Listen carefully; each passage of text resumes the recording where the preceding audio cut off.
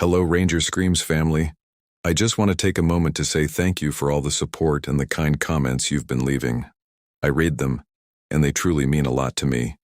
You guys are the reason I keep going and creating more for you.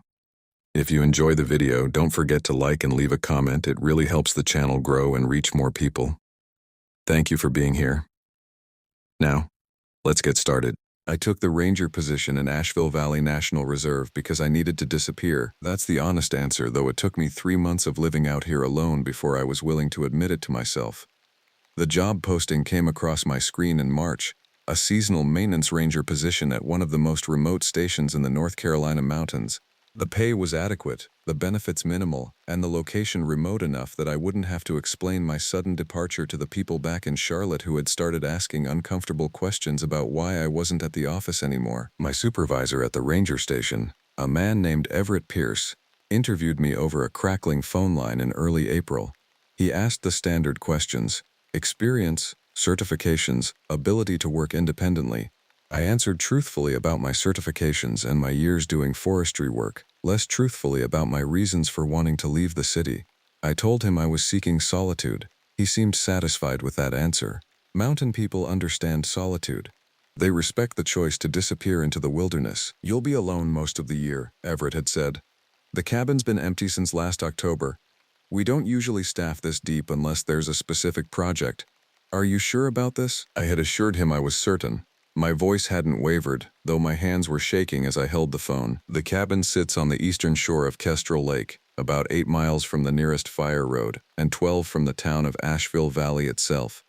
A proper road exists only in the imagination of whoever drew the maps 50 years ago.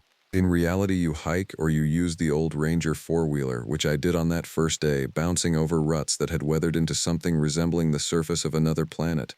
The vehicle's suspension gave up somewhere around mile 3, and the last 5 miles sounded like someone was systematically breaking my ribs. The cabin had been built in 1962 according to the maintenance log nailed to the interior wall. It was small, 2 rooms plus a kitchen area, propane stove, metal cot with a thin mattress, a wood-burning stove that smelled like rust and animal nests. The windows didn't close properly. The front door hung about a 1/4 inch off the floor, leaving just enough space that insects, spiders, and occasionally small mammals would wander in from the forest. But it was mine. That was the crucial part. Nobody knew where I was. Nobody could find me here unless I wanted them to. I spent my first week cleaning. I found a dead sparrow behind the refrigerator, mummified and light as ash. There was guano coating the top of the water cistern. Something had nested in the mattress. I burned it and used my sleeping bag instead. The work was meditative, the kind of physical labor that exhausts the body in ways that make thought impossible. I moved like an automaton: sweep, scrub, organize, repair. By the time the sun set each evening, I fell asleep with such completeness that I didn't dream. The forest around the cabin is old growth in some places, recent clear-cut in others. That mixed landscape is part of what makes this region so unsettling. You'll walk through a section of trees so dense and ancient-looking that you believe you've stepped back 200 years, and then you round a bend and there's stumpy bare earth where nothing grows but scrub brush and persistent ferns. The Forest Service maintains this land with a philosophy of selective logging and controlled burns. It's an active landscape, not a pristine wilderness, and there's something oddly honest about that. You never forget you're walking through a managed resource rather than some untouched Eden. Around the cabin and down toward the lake, though, the forest has been left relatively alone. Everett told me that a designation from 1995 made this particular stretch of land protected from major logging operations. Some scientist had done a study on the ecosystem here, and the findings had resulted in this small pocket of relative preservation. The trees grow tall and close together. Fallen logs in various states of decay create a landscape of moss-covered obstacles and natural dams. The canopy is so dense in places that at 3 in the afternoon it looks like twilight. On my 8th day, I hiked down to the lake to clear my mind. The water was the color of iron, cold enough that I could see my breath reflected in it. I found a spot on the rocky shore where I could sit without being surrounded by fallen branches, and I sat there for an hour watching the light change and listening to the forest sounds around me. It was peaceful in a way I hadn't experienced in years. The anxiety that had driven me out here was still present, still sitting in my chest, but it felt muted, manageable, the kind of thing that might eventually become bearable. That's when I heard the scream. It came from somewhere in the forest behind me, and it stopped my breath more effectively than a punch. It wasn't quite human. There was something in the pitch and the timber that was too strange, too distorted. But it was close enough. Close enough that my brain registered it as a person in serious distress. I stood up immediately, my peaceful meditation evaporating. "Hello?" I called. "Do you need help?" The forest gave me nothing back but silence. Not the peaceful silence of before. This was the silence of something holding its breath. I waited for another minute, then called again. "Can you hear me? I'm a ranger." "What's happened?" "Nothing." The trees seemed taller suddenly, the spaces between them deeper and darker. I realized I had moved closer to the tree line without meaning to, and I forced myself to step backward, to maintain the distance between myself and whatever had made that sound. There had to be a rational explanation. Maybe someone was injured on one of the hiking trails. Maybe there was an animal that had somehow gotten trapped. People use the area around Kestrel Lake for backpacking. Though rarely during April, the weather is too unpredictable, and the snow can come back without warning. But people do come through, occasionally, especially if they're experienced and stubborn. I waited until the light began to fade before heading back to the cabin. I told myself I was being reasonable, that checking the trails in the dark would be more dangerous than helpful. But if I'm honest, I was afraid. The sound had triggered something primal in my nervous system, the kind of fear that exists below rational thought, the kind that makes your hands shake and your stomach sick. That night, I locked the cabin doors, something I hadn't bothered with before, and I built up the fire in the wood stove. I kept a flashlight on the table beside the cot. I didn't sleep well, waking at every sound, my hand reaching for the light again and again. In the morning, I told myself it had probably just been a bird or an animal. Sounds in the wilderness are often stranger than their sources suggest. The mind plays tricks on isolated people. I knew that. I was aware of the psychological dangers of solitude, but the memory of that scream stayed with me. It stayed with me as I ate breakfast. It stayed with me as I checked the perimeter of the cabin. It stayed with me as I looked out at the lake and saw something that might have been a bird or might have been something else moving through the mist that had rolled up from the water in the early morning. It has been nearly 2 weeks now since I heard that scream. I haven't heard it again. I've found no evidence of an injured person, no distress markers on the hiking trails, no blood or torn clothing. The Forest Service's emergency line has no reports of missing hikers in this sector, but things have begun to change in ways I can't quite articulate. Small things. The animals around the cabin have become strange. The birds have mostly gone silent. The deer that I used to see at dusk, grazing near the tree line, have disappeared completely. In their place, I've begun to notice tracks that don't quite match any animal I can identify. They're large, far larger than a deer's, and they circle the cabin. Last night I found something hanging from the branch of the oak tree nearest my door. A deer, partially intact, strung up by something I couldn't quite see. The carcass was fresh enough that blood still dripped from the open cavity of the chest. The way it hung seemed wrong, as if whatever had put it there had done so to be certain I would find it. I've told myself not to panic. I've told myself there are explanations for everything I've experienced. But I can feel something shifting in the landscape around me. The forest is no longer just a place to disappear into. It has started to feel like a place that is watching me back, and I am beginning to understand why they usually don't staff this cabin during the winter months. The deer hanging from the oak tree was gone by morning. I had gone out at first light with the intention of taking it down, of documenting it properly and reporting it to Everett. I told myself there would be a logical explanation, a predator kill, perhaps a mountain lion from further west making unusual range, or a hunter who'd strung up his kill improperly in the dark and had come back to retrieve it. These things happen in the mountains.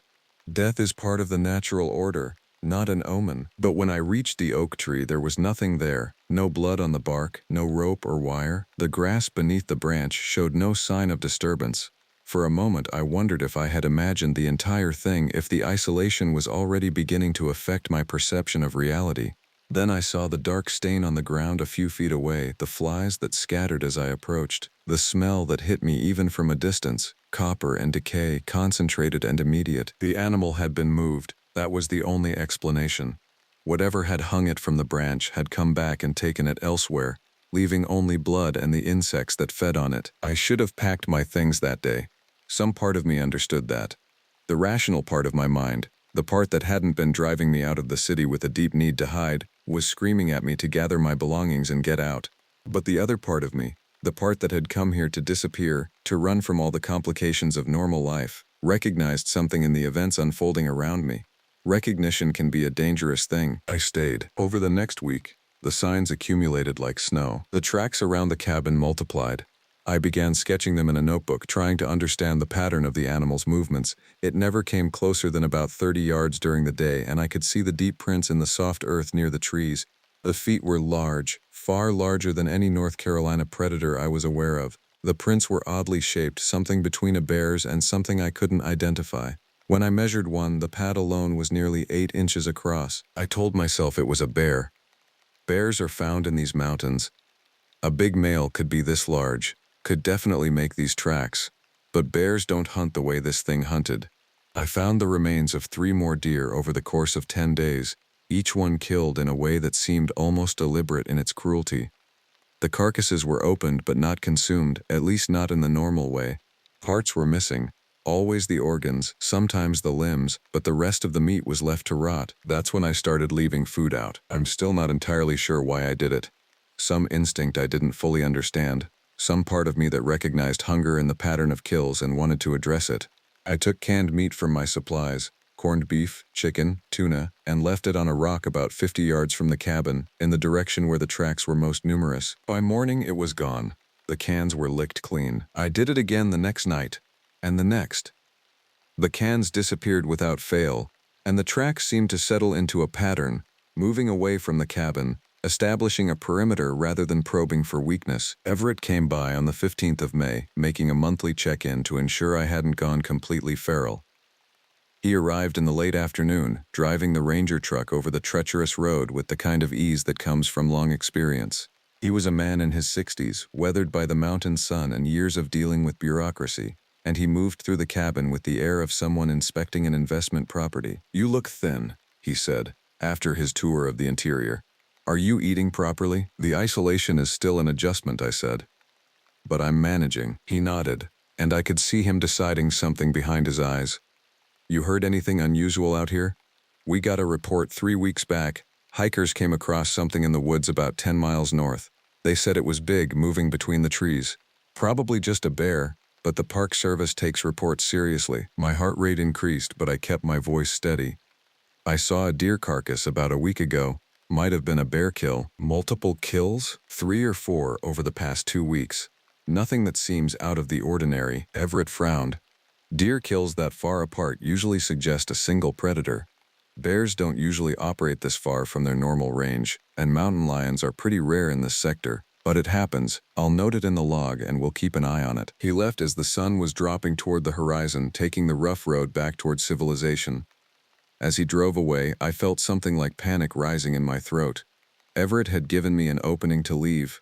I could have asked for a transfer, claimed the isolation was affecting me more than I could handle, and gotten out cleanly. Instead, I had downplayed everything. I had made the situation seem manageable when it wasn't. That night, I heard sounds around the cabin that I had never heard before. Movement through the brush, the snapping of branches that were too thick to break easily. Around 3 in the morning, I heard something that made every nerve in my body go rigid. Breathing outside the cabin window. Not the snuffling of an animal exploring, but deliberate breathing. Heavy, controlled breathing that lasted for nearly 5 minutes before it moved away. I sat up on the cot, my flashlight beam shaking so badly I couldn't keep it steady. My hand went to the 9mm I kept in the drawer beside the bed, a gun I had bought before leaving the city, telling myself I was being practical about wilderness safety. I had never actually fired it in the mountains, had never even removed it from its case except to load it. Now I held it in a grip that made my hands sweat, and I waited for morning to come. The next day, I found where the window had been examined. The wood sill showed marks that looked like claw or fingernail marks, gouged deep enough to split the grain. I tried to measure them with my hand and found that the spread from the largest marks was wider than my own fingers could stretch. That afternoon, I made the decision to leave the cabin and hike out to the fire road. The walk would take most of the day, and the road was rarely traveled, but there would be cell service if I got high enough on the mountain. I could call for help, or at least call Everett and tell him something serious was happening out here. I packed a backpack with essentials, left the stove cold, and locked the cabin door behind me. The forest seemed different as I walked north, away from the lake. The trees were closer together, blocking out more light. The canopy was so dense in places that I was moving through a perpetual dusk, even though the sun was still high in the afternoon sky. I had been walking for perhaps 40 minutes when I heard it, the sound of something moving through the brush parallel to my path. At first it matched my pace. When I slowed down, it slowed down. When I walked faster, it accelerated. The forest was so thick that I couldn't see what was following me, but I could hear it clearly, branches cracking, earth being disturbed, something large moving through the landscape with a kind of deliberate intent. I stopped and turned around. "Who's there?" The sound stopped immediately. For a full minute there was nothing but silence. Then I heard what made my throat close. A voice, low, barely audible, but unmistakably human. It was calling something, a word or a name that I almost recognized but couldn't quite parse. It sounded hollow, as if it was coming from very far away even though I knew it wasn't. I ran. I made it back to the cabin in less than half the time it took me to get that far away from it. I don't remember most of the journey, just the feeling of branches tearing at my clothes and the sound of something behind me. Always just far enough back that I couldn't see it directly, but close enough that I could feel it breathing the same air I was breathing. I got inside and locked the door, and I sat on the cot with the gun in my lap for the rest of the daylight hours. When darkness came, I built up the fire and waited. It has been 3 days since I tried to leave. I haven't attempted to go anywhere beyond the cabin perimeter since. The supplies I have will last me another month if I'm careful. After that, I'm not sure what will happen, but I'm starting to understand something important. Whatever is out there, it doesn't want me to leave. And more troubling than that, I'm not sure I want to leave anymore. The hunger I came here to escape, the hunger for isolation, for disappearance, has found a mirror in the hunger that seems to dwell in these mountains. I am beginning to wonder if I ever really had a choice about coming to this place. I am beginning to wonder if this cabin was always supposed to be where my story ended. Everett didn't respond to the radio call I made. I tried 3 times over 2 days, the static only answering back with white noise. The hand crank radio in the cabin operated on outdated frequencies, and I told myself he was simply off the network, perhaps in a dead zone where the mountain blocked the signal. This explanation became harder to believe as day after day passed and I received nothing but silence. By the 27th of May, I had been trying to reach the outside world for a week. I had also developed a small library of research, compiled from the cabin's previous inhabitants and the ranger logs that stretched back to the 1960s. The first entry of real interest came from 1976. The notation was brief, made by a ranger named Morrison. Animal killed on trail. Large predator suspected. Warned hikers to travel in groups of 4 or more. The next entry 3 weeks later. Second kill. Security measure required. Recommend bear traps and possible transfer. The transfer was approved. Morrison was moved to a station in Virginia, and the cabin was staffed by a new ranger named David Hutchins. His entries were sporadic and increasingly difficult to read, as if his hand was shaking as he wrote. The last entry from Hutchins, dated November 1976, was a single line. "It watches from the trees. I know what it is now, and I understand why I was chosen." After that, the log had a gap of nearly 3 years. When a new ranger was stationed here in 1979, there was a single note at the front of the new ledger.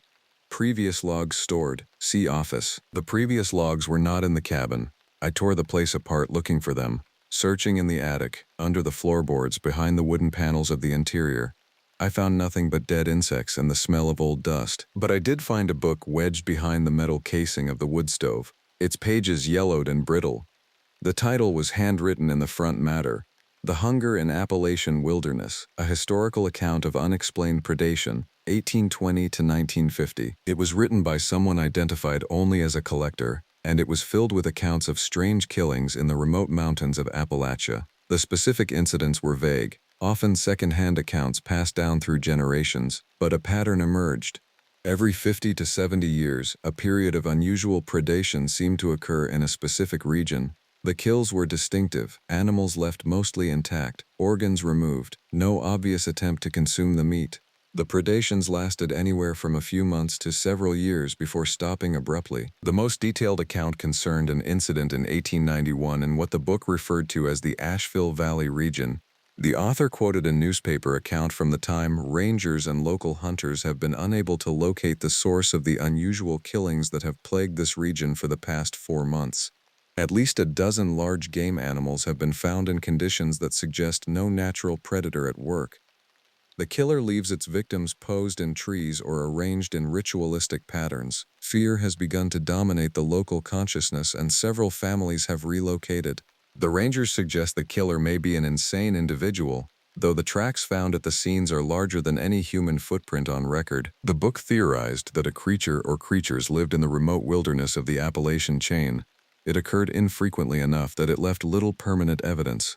But when it did emerge, when it did begin hunting, its hunger would drive it for a season or a year or more. The author speculated about its nature, a mutation, an undocumented species, possibly something with roots in the oldest Native American stories of the region. One passage stood out.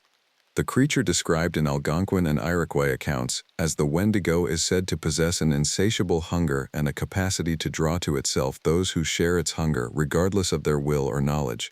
Perhaps what walks the Appalachian wilderness is a manifestation of this same hunger taking form in our environment, called to it by the very forest itself, sustained by the darkness that persists in the places that civilization has not yet entirely claimed. I read that passage perhaps 15 times, each reading sending a deeper chill through my body. I was beginning to understand why I had really come to this cabin.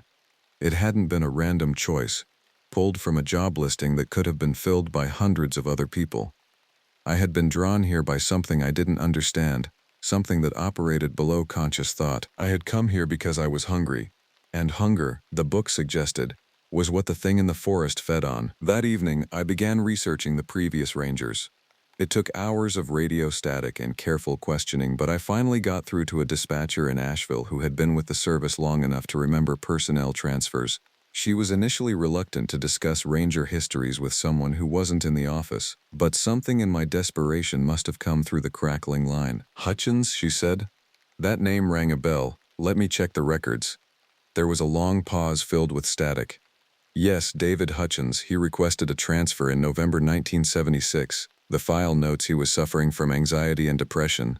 He was offered a position at a station near the Virginia border, and he accepted, but he never showed up for the transfer. His last known location was checked out from the Asheville Valley station 2 days before he was supposed to report. His truck was found abandoned on Highway 19 near the town of Burnsville. Was he ever found? Another pause. No. They conducted a search, but the mountains were getting bad weather that time of year. Winter came early. The search was called off after 3 weeks. Officially, he was classified as missing, presumed dead by misadventure. I thanked her and ended the call. My hands were shaking badly enough that I spilled coffee across the cabin table. David Hutchins had tried to leave. He had gotten far enough to get his truck off the mountain roads. But something had stopped him from completing his escape. Had he crashed? Had he run into something on the road? Or had he simply turned around, driven back to the forest, and walked into the darkness by choice? That night, I heard the voice again. It came from outside the cabin, calling that half-familiar word over and over. This time, I recognized it, my own name. It was calling me by my name, but the voice was twisted, distorted, as if multiple voices were trying to speak in unison and failing badly. I didn't go outside. Instead, I sat at the table with the gun and the old book, and I read accounts of people who had answered the call of something they didn't understand. Not all of them had been found.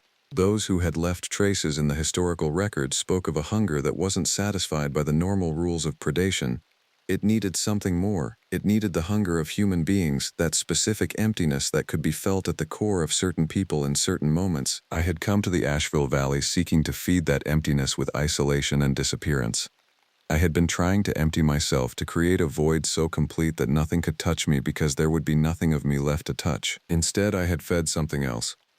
Something in the forest had sensed that hunger, and it had drawn me here like a fisherman casts a line. Somewhere in the night, I heard the sound of my truck engine starting. That was impossible. The keys were on the table in front of me, and I hadn't heard anyone approach the cabin.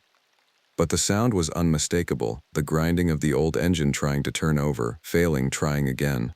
It kept trying for nearly an hour before stopping. After that, I heard nothing but silence for the rest of the night. But when dawn came, I looked out the window and saw the truck was gone. Not damaged, not crashed into a tree. Simply gone, removed from where I had left it, taken deeper into the forest where I would never be able to find it. I was trapped.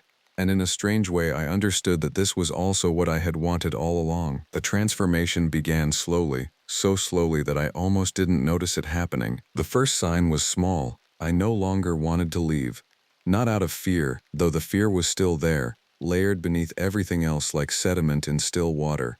No, I didn't want to leave because something fundamental had shifted in me. The constant anxiety that had driven me into the mountains had begun to ease, replaced by a different kind of pressure. The hunger that had been gnawing at me in the city, that desperate need to disappear, had found a purpose. It had found an answer. For 6 weeks I was almost at peace. I stopped trying to contact the outside world. I stopped leaving food out and started leaving messages instead. I would scratch words into the dirt outside the cabin, names of people, events, reasons why I had felt compelled to come here. The words were always gone by morning, erased or scattered as if wind had disturbed them. But I sensed they were being read, being acknowledged by the presence that moved through the forest. I began to keep a different kind of log than the rangers before me. Not the official kind, but a personal record of what was happening. The changes were small at first. I noticed I needed less sleep. Where I had once slept 7 or 8 hours out of necessity, I now found myself awake after 4 hours. My mind perfectly clear, my body full of a strange kind of energy that felt like hunger but wasn't quite. I stopped cooking. The food I had stored began to repel me. I tried eating it out of rational necessity. I knew I had to maintain my strength, but each bite tasted like ash. Instead, I found myself drawn to walk the perimeter of the cabin at night, following the paths that the thing in the forest had created. It became a ritual. Each circuit of the cabin grounds a meditation, each circuit bringing me closer to understanding something fundamental. One night in late June, I realized I could see the forest perfectly in the dark.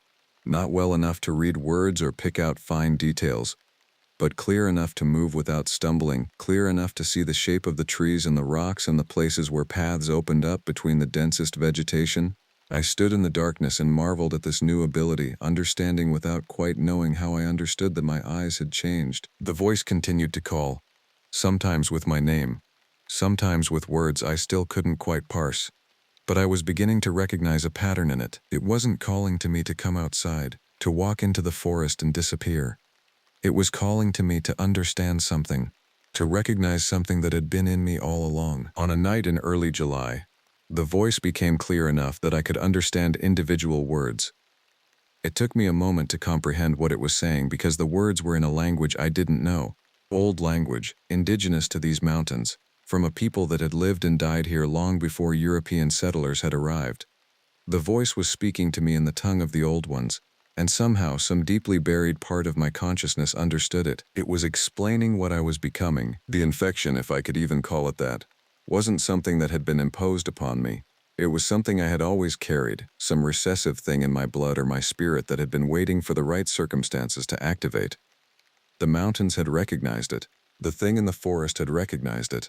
And now, I was beginning to recognize it in myself. I was not being consumed. I was being awakened. The final transformation came suddenly, almost without warning.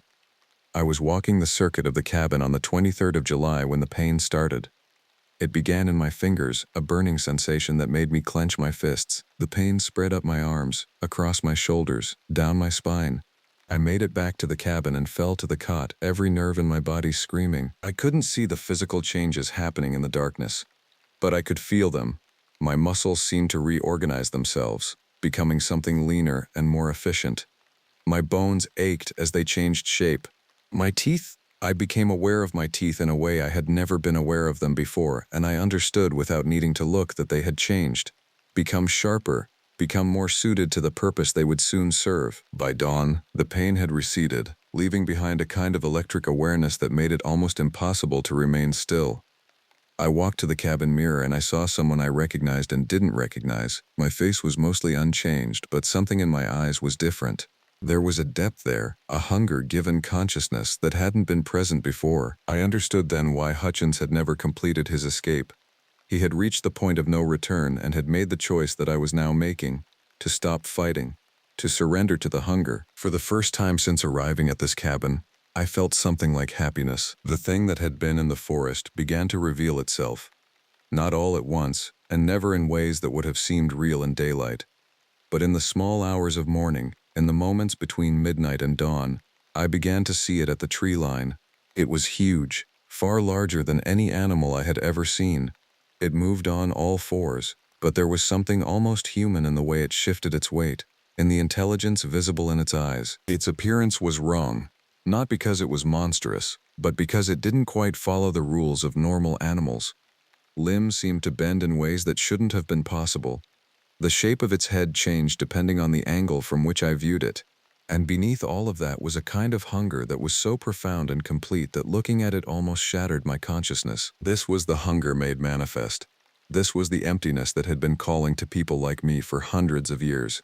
It wore a shape, but the shape was almost incidental. What mattered was the force behind it, the need, the vast and terrible need that had no name in any human language. I understood that I would be like this someday. Not immediately, but eventually. The transformation had begun, but it would take time, months, perhaps years.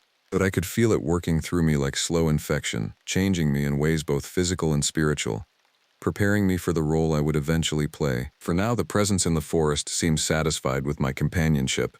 I left the cabin when the hunger became too intense to ignore. I followed it deeper into the mountains, and I helped it hunt. The prey was varied: deer, the occasional black bear, once a hiker who had wandered too far off the marked trails. I found that I had no remorse about these acts. The hunger had no room for remorse. On some nights, I almost remembered why I had left the city. Those old anxieties felt very distant now, like something that had happened to a different person in a different lifetime. I had come to the mountains seeking the void, seeking the place where I could become nothing. Instead, I had found the place where I could become something else entirely. The old me is still in here somewhere. Sometimes, late at night, there are moments when I have the clarity to understand that I am not acting of free will, that the infection or the presence or whatever this truly is has rewritten my motivations at a fundamental level. In those moments, I think about screaming, about making a final push to escape. But then the hunger returns, and those thoughts dissolve like morning mist. By August, I had stopped keeping track of the calendar. The markers of human time felt increasingly irrelevant.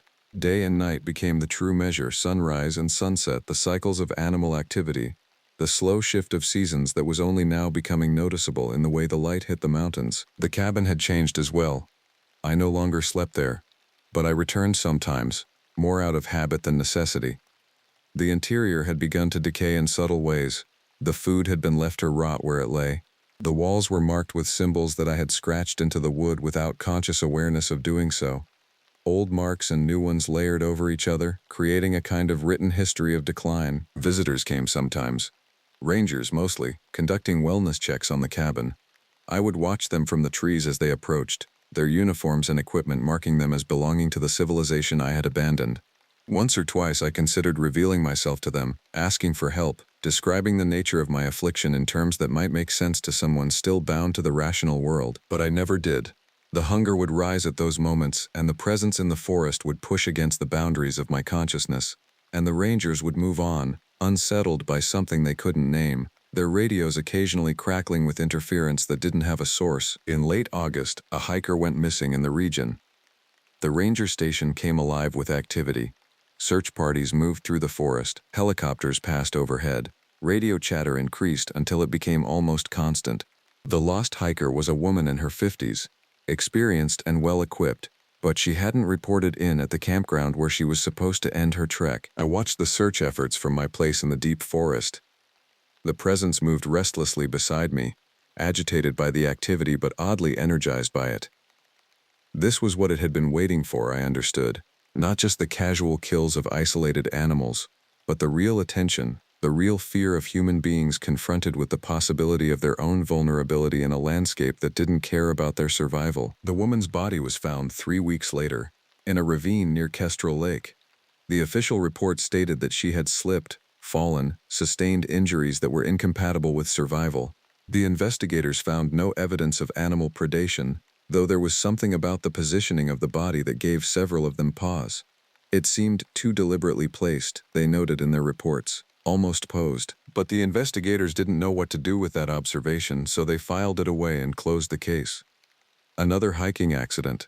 Another reminder that the wilderness was dangerous to those who weren't careful. What they couldn't know was that I had found her on the 3rd day of her disappearance, when she was still alive. And I had made a choice. I could have called for help. There was cell service if you climbed to the high points. I could have reported her location. I could have saved her. Instead, I had watched the hunger inside me rise to the surface. I had felt the other presence, the one that had been my companion and infection and transformation for these months, press against the edge of my perception, and I had done nothing to stop it. She had died screaming, and I had felt something like satisfaction. After that, I knew there was no going back. Even if I had wanted to return to the city, to the person I had been, the machinery of what I was becoming had moved too far forward. The transformation was not yet complete, but it was far enough along that those old identities had become impossible. The hunger had become my primary consciousness. Everything else, memory, emotion, moral awareness, had become secondary, footnotes to the vast and terrible need that drove me now. The lake has become my favorite place. I return there most nights, walking the same rocky shore where I had sat in my first week, before the scream, before the acceptance, before the long fall into becoming. The water is different now. I can see things in its depths that shouldn't be there, shapes and movements that don't correspond to any fish I know. Sometimes I see reflections that aren't reflections, images that don't match what's standing on the shore. The lake has always been deeper than maps suggested, and I suspect now that the depth is less physical than metaphorical. Certain places in certain regions accumulate more than just water. They accumulate hunger, emptiness, the vast and terrible need that has been moving through these mountains since before human beings arrived to name them. I returned to the cabin yesterday to collect my final things. I had come here in April seeking to disappear, and now, in late September, I am finally achieving that goal, not through isolation, not through the emptying of self that I had originally pursued, but through something far more complete. I am being unmade and remade in an image that has no name in modern language. The old journals have been destroyed. The radio has been smashed. The supplies have been abandoned. There is no evidence here now of my residence, nothing to suggest that a human being ever tried to build a home in this remote place. The forest is reclaiming the cabin, and I am letting it. The presence is calling me now, and the call is becoming less alien, more like my own voice translated through a throat that is not quite human anymore. The hunting season will begin in a few weeks. The mountains will fill with people carrying rifles, moving through the forest, believing themselves to be the hunters in this landscape. They will be wrong, and there will be a reckoning. I leave this account not as a warning. Warnings are useless to those who are determined to disappear, but as an explanation. If you find yourself drawn to a place that feels wrong, that calls to you in ways you can't articulate, understand that you may be carrying the same hunger I carried. And understand that the mountains are very good at recognizing hunger when they see it. My name is still somewhere in the official records, still showing me as the ranger stationed at Asheville Valley. But I haven't been human for longer than I can precisely remember. What I am now is still becoming, still evolving, still transforming into something that the old world has no words for. The last piece of my humanity, the need to record this, to leave some trace of what I was, is fading. Soon even that will be gone. And then the real hunger begins. The lake is calling. The mountains are settling into autumn, and I am finally complete. Vase. In November, the ranger station received a letter postmarked from Asheville Valley, bearing no return address. Inside was a final entry written in handwriting that became increasingly erratic as it progressed. I understand now. The hunger was never something external, it was always within. The mountains simply made it visible. Do not send anyone to the cabin. There is nothing there that requires rescue. The letter was signed with a name that no longer belonged to anyone, and it was filed away in a drawer that was rarely opened. The cabin at Kestrel Lake was closed, marked for no access, its history slowly being forgotten. New rangers were assigned to other stations. The presence in the forest settled back into its hibernation. But in the deep places where the trees grow thickest, in the spaces between civilization and true wilderness, something waits. Something patient and vast and infinitely hungry. It is always watching for the next person carrying the right kind of emptiness. The next person who believes that isolation might provide an answer. The mountains have always known that some hungers can never be satisfied, only transformed. And transformation, once it begins, can never truly be stopped. My name is Remington Cole, and I have worked as a park ranger at Glacier National Park for 4 years. I accepted this position because I needed to disappear. Not in the romantic sense that draws most people to the wilderness, but in the literal one. After the accident at the mining operation where I worked before, the one that left 3 men hospitalized and generated lawsuits that would follow my name through every database and search result, I needed a place where nobody would look for me. Glacier offered that. Remote enough. Isolated enough. A place where a man could rebuild himself in the shadow of million-year-old stone. I should have recognized it as the kind of place that hides secrets. The cabin assigned to me sat 2 miles from Glacier Lake, accessible only by trail or the old fire road that washed out every spring. My supervisor, a weathered man named Garrett, had warned me during my first week that the position meant genuine solitude. "You'll spend weeks without seeing another ranger," he said. "Radio contact is inconsistent. Cell service doesn't exist up here. If something happens, you're alone." I had smiled at that. Alone was what I wanted. The cabin itself was built in the 1960s, all warped pine and stone foundation. Inside, there was a cast iron stove, a generator that ran 6 hours a day, a bed with a foam mattress, and a shelf of waterlogged paperbacks left by previous rangers. The generator's rumble became my constant companion, a proof of occupancy in a landscape that had never asked for human presence. My routine was structured. Morning patrol checking trail conditions, afternoon maintenance work, evening documentation of wildlife sightings. The work was simple, systematic, and exactly what I needed. My hands stayed busy.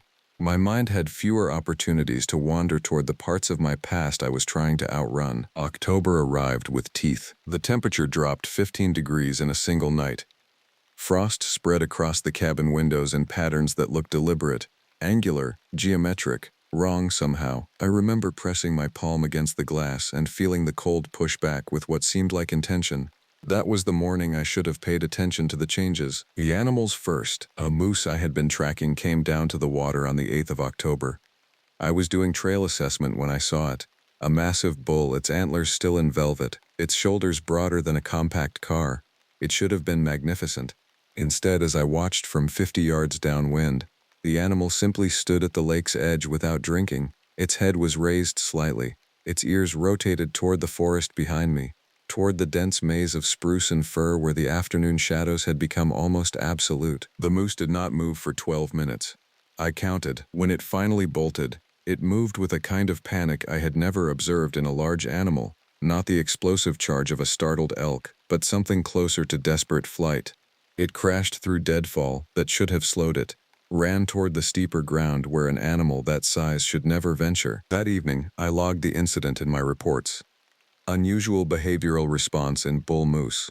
Possible territorial conflict or health concern. The words felt inadequate even as I typed them. On the 12th, I found the elk. It was a cow, perhaps 6 years old, based on the wear of her teeth when I forced myself to examine the remains.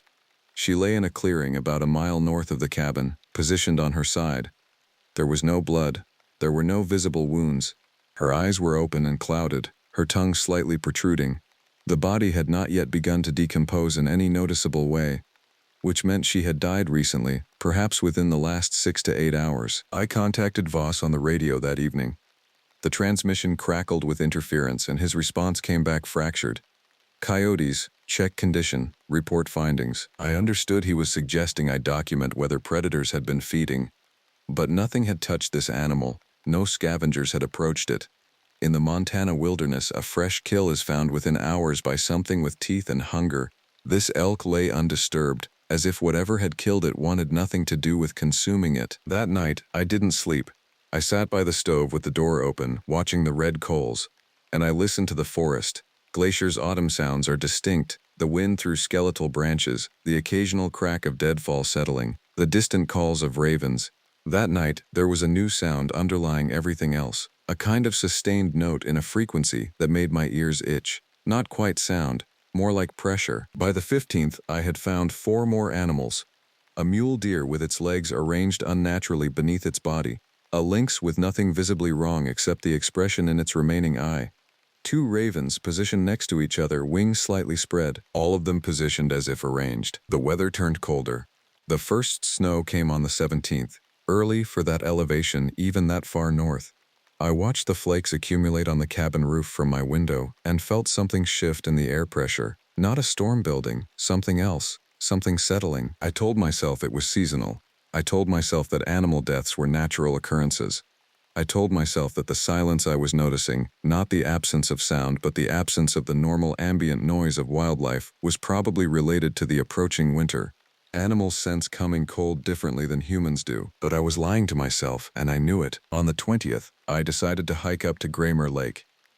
I had avoided it deliberately, though I couldn't articulate why. The lake sat at a higher elevation, surrounded by exposed rock and sparse vegetation. In autumn, it was supposed to be beautiful in a stark way.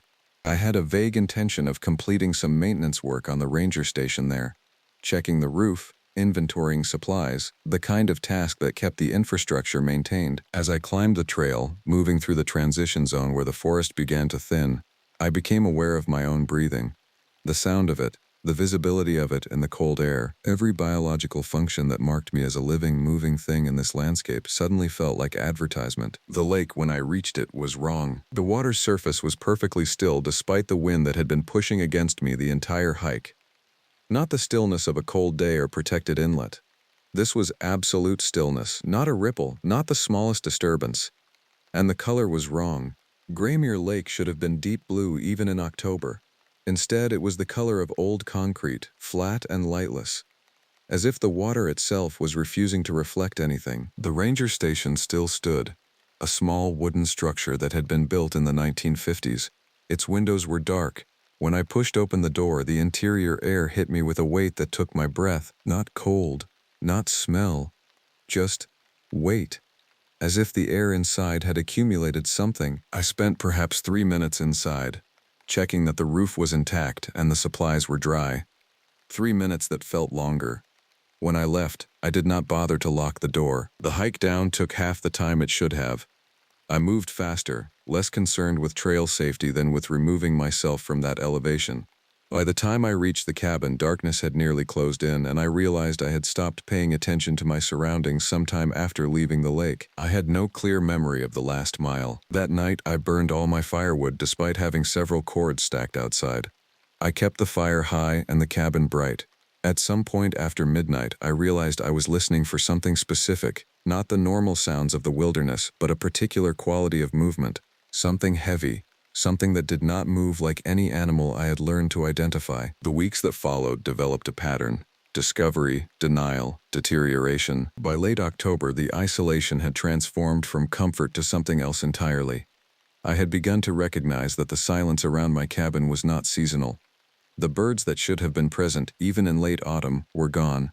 The small mammals, the insects, even the normal night sounds of settlement and movement that constitute the living world had withdrawn as if in response to some signal I could not detect. I continued my patrols. The trail reports had to be filed. The maintenance tasks had to be completed. But I was different now. I moved with a kind of mechanical purpose, disconnected from the work itself. My body continued the routine while my awareness had turned inward, focused on monitoring myself. The hunger was the first sign of something wrong with me personally. I had always eaten regularly, not from pleasure but from necessity and routine. 3 meals a day, consistent portions, nothing elaborate.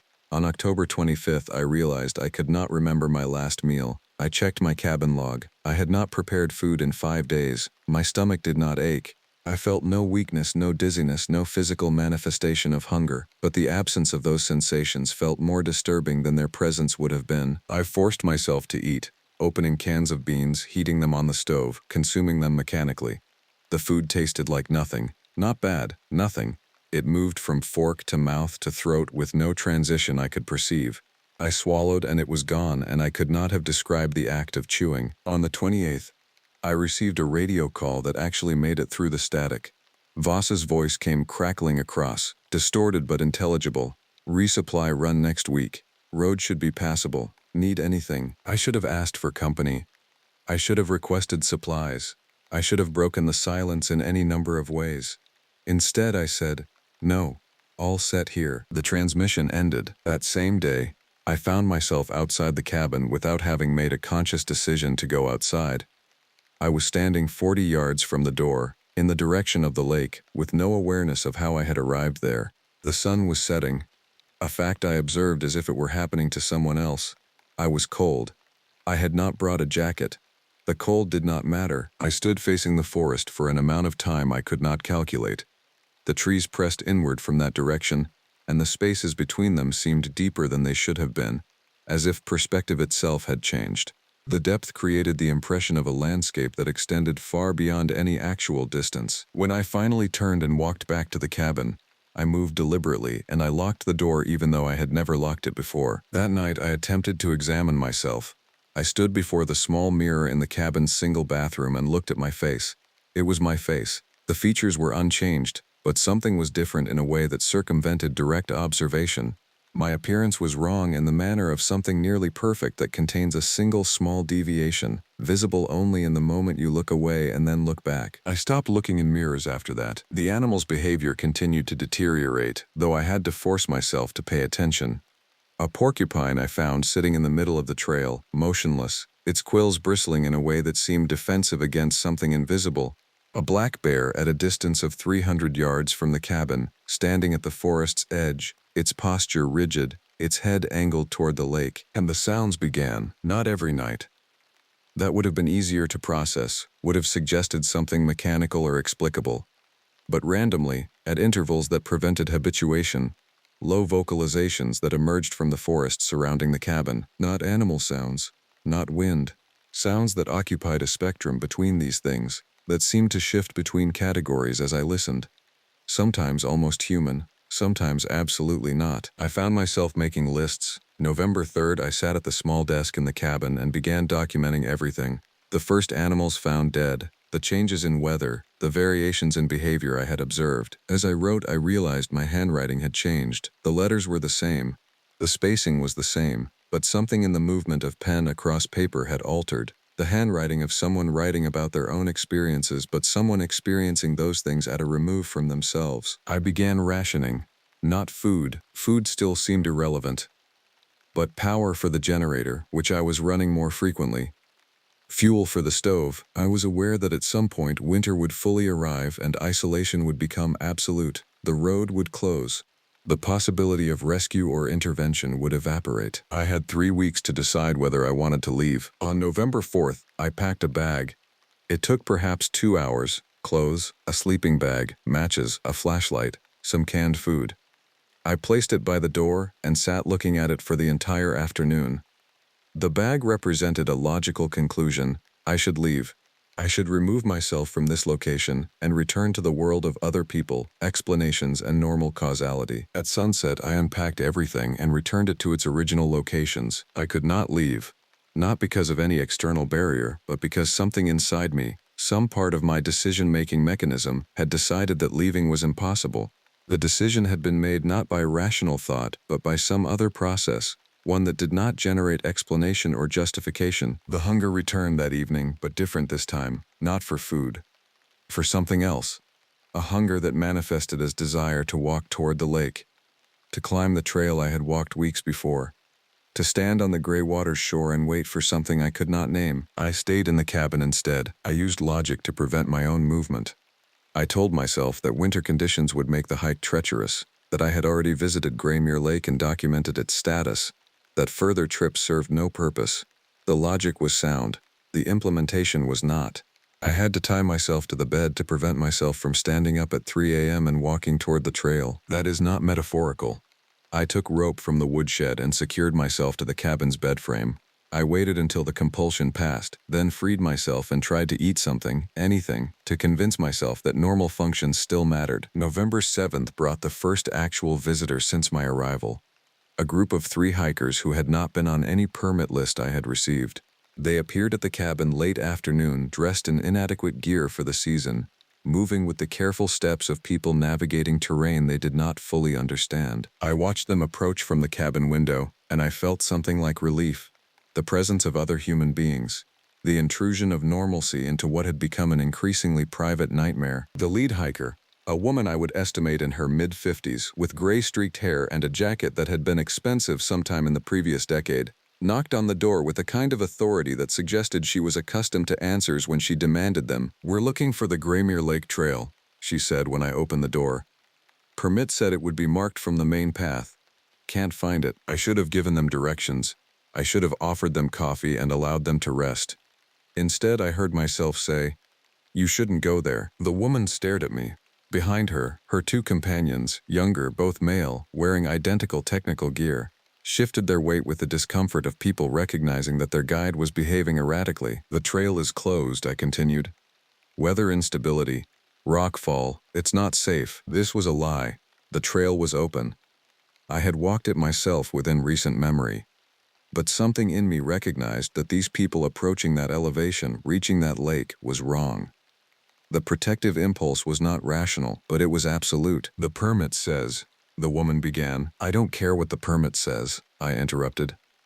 "You're not going there. You can camp here tonight. Tomorrow, you head back down the mountain." The situation might have escalated. Instead, I saw the woman look at my face and something in her expression changed. Recognition, perhaps. Or a kind of instinctive understanding that disagreement with me would not be productive. They set up a camp outside rather than ask to stay in the cabin. I provided them with water from my supply and some canned food that they accepted without enthusiasm. We spoke very little. As darkness fell, I became aware of them moving around the cabin's perimeter, examining the building with a kind of careful attention that seemed excessive. That night, I did not sleep. I remained awake listening to them, and I heard something in their movements that suggested they were equally awake, equally listening. At approximately 3 a.m., there was a sound from the lake direction. The three of them went absolutely still. Then, without any apparent discussion or agreement, they began breaking down their camp. "We're leaving," the woman said when I opened the door. Now, I did not argue. I watched as they moved back toward the trail, moving quickly despite the darkness, using flashlights in ways that suggested they did not care about maintaining night vision or preserving their location's secrecy. Before they left, one of the younger men paused. He was carrying the heaviest pack, his face thin in the flashlight's beam. He said, "Don't stay here. Seriously, whatever this place is, it's not right." I did not respond. I watched them leave, and I felt relief and something else. A strange sense of abandonment. As if by leaving, they had confirmed that staying was ultimately a choice I was making alone. The sound they had heard did not recur that night, but I heard it retroactively in my memory, a kind of low moan that seemed to come from the earth itself, carrying with it a quality of vast age and patient hunger. After they left, I found myself at the decision point again. I could leave on the same trail they had taken. I could pack what mattered and walk out. The road would be passable for perhaps another week before winter made the journey genuinely dangerous. Instead, I locked the cabin door and filled the generator with fuel. That same day, November 8th, I forced myself to eat something substantial. It was an act of deliberate resistance against the hunger that had become customary. The food, beans and rice that I prepared with mechanical precision, tasted momentarily like something before returning to nothing. But I maintained the performance. I ate. I drank water. I told myself these were the actions of someone still living. The following days blurred in ways that might be attributed to isolation and sleep deprivation, but which felt like something else. A systematic degradation of the distinction between past and present. Memory became unreliable. I could not clearly separate events that had happened last week from events that had happened hours before. I found myself standing at various locations without having made the journey. At the lake, staring at the gray water and noticing that ice was forming along its edges in geometric patterns. In the forest, following a trail that seemed to lead in no consistent direction. At the ranger station on Graymere Lake, sorting through paperwork that held no meaning. On what I believed was November 11th, I examined my hands and found them damaged. Not cut or broken, but altered. The skin on my palms had changed texture, becoming thicker and slightly lighter in color. The change was subtle but unmistakable once I focused on it. I did not recall an injury. I did not recall the sensation of damage. I did not examine my hands again. Around this time, I cannot specify the date with certainty, as my method of tracking days had become unreliable. I began to understand that the hunger was not mine, or rather it was mine but only because it had been installed in me. The distinction seemed important. The hunger was not for food, though it sometimes expressed itself in that language. It was more fundamental, a desire to move toward the lake, to ascend to higher elevations, to reach the spaces between the trees where the darkness seemed deeper. It was an appetite for something that existed outside my normal comprehension.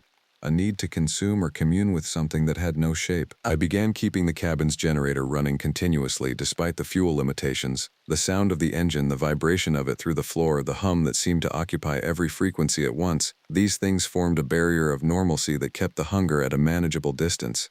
But each hour the generator ran was fuel that could not be used later, a countdown to a moment when I would have to choose between light and whatever existed in the darkness beyond my windows. I stopped attempting the fiction of normal ranger duties. I did not file reports. I did not monitor trails. Instead, I sat in the cabin and examined the books on the shelf, waterlogged paperbacks left by previous rangers. The text in them seemed to change when I looked away. I would read a passage, set the book down, and when I picked it up again, the words had been altered. Not drastically, just enough to suggest meaning had been slightly rearranged. On what I will call November 15th, I made a discovery in a cabinet I had not opened before, not due to locked doors but due to a kind of selective blindness. I found a journal. It was leather-bound, aged, filled with handwriting that shifted in character across its pages. The entries dated back 6 years to 2018. Multiple authors, I realized. Multiple rangers, all writing in the same journal, documenting something. The first entry was dated July of 2018. Something is wrong with the animals. They seem to know before we do. Before we even arrive at a location, they've already abandoned it. It's like they can sense something approaching, something that makes their existence intolerable. Later entries became more concerning. I can feel something in the woods, not a presence exactly, more like a pressure, an awareness that I'm being evaluated. Every moment of every day, something is determining whether I'm acceptable or should be removed. Another entry, from 2019. The hunger is getting worse. I eat, but nothing satisfies. I find myself walking toward the lake in the evening. I don't remember deciding to walk. I'm just there, standing on the shore, staring at the water. Some nights I think I should wade in. I don't understand why I don't. The later entries deteriorated in quality. Words became harder to read. Some passages seemed written by someone in extreme distress or altered consciousness. The final entry, dated March 2021, consisted of 3 sentences. It's in the cabin now. It wears my face. I can see myself in the water. I don't know which reflection is correct anymore. There was no signature, no indication of what had happened to the journal's final author. I placed the journal back in the cabinet and sat very still for approximately 2 hours. The generator hummed. The walls of the cabin seemed to lean slightly inward as if breathing. When I finally stood, I moved to the cabin's single mirror and looked at my face. It was my face. The features were my features. The expression was mine.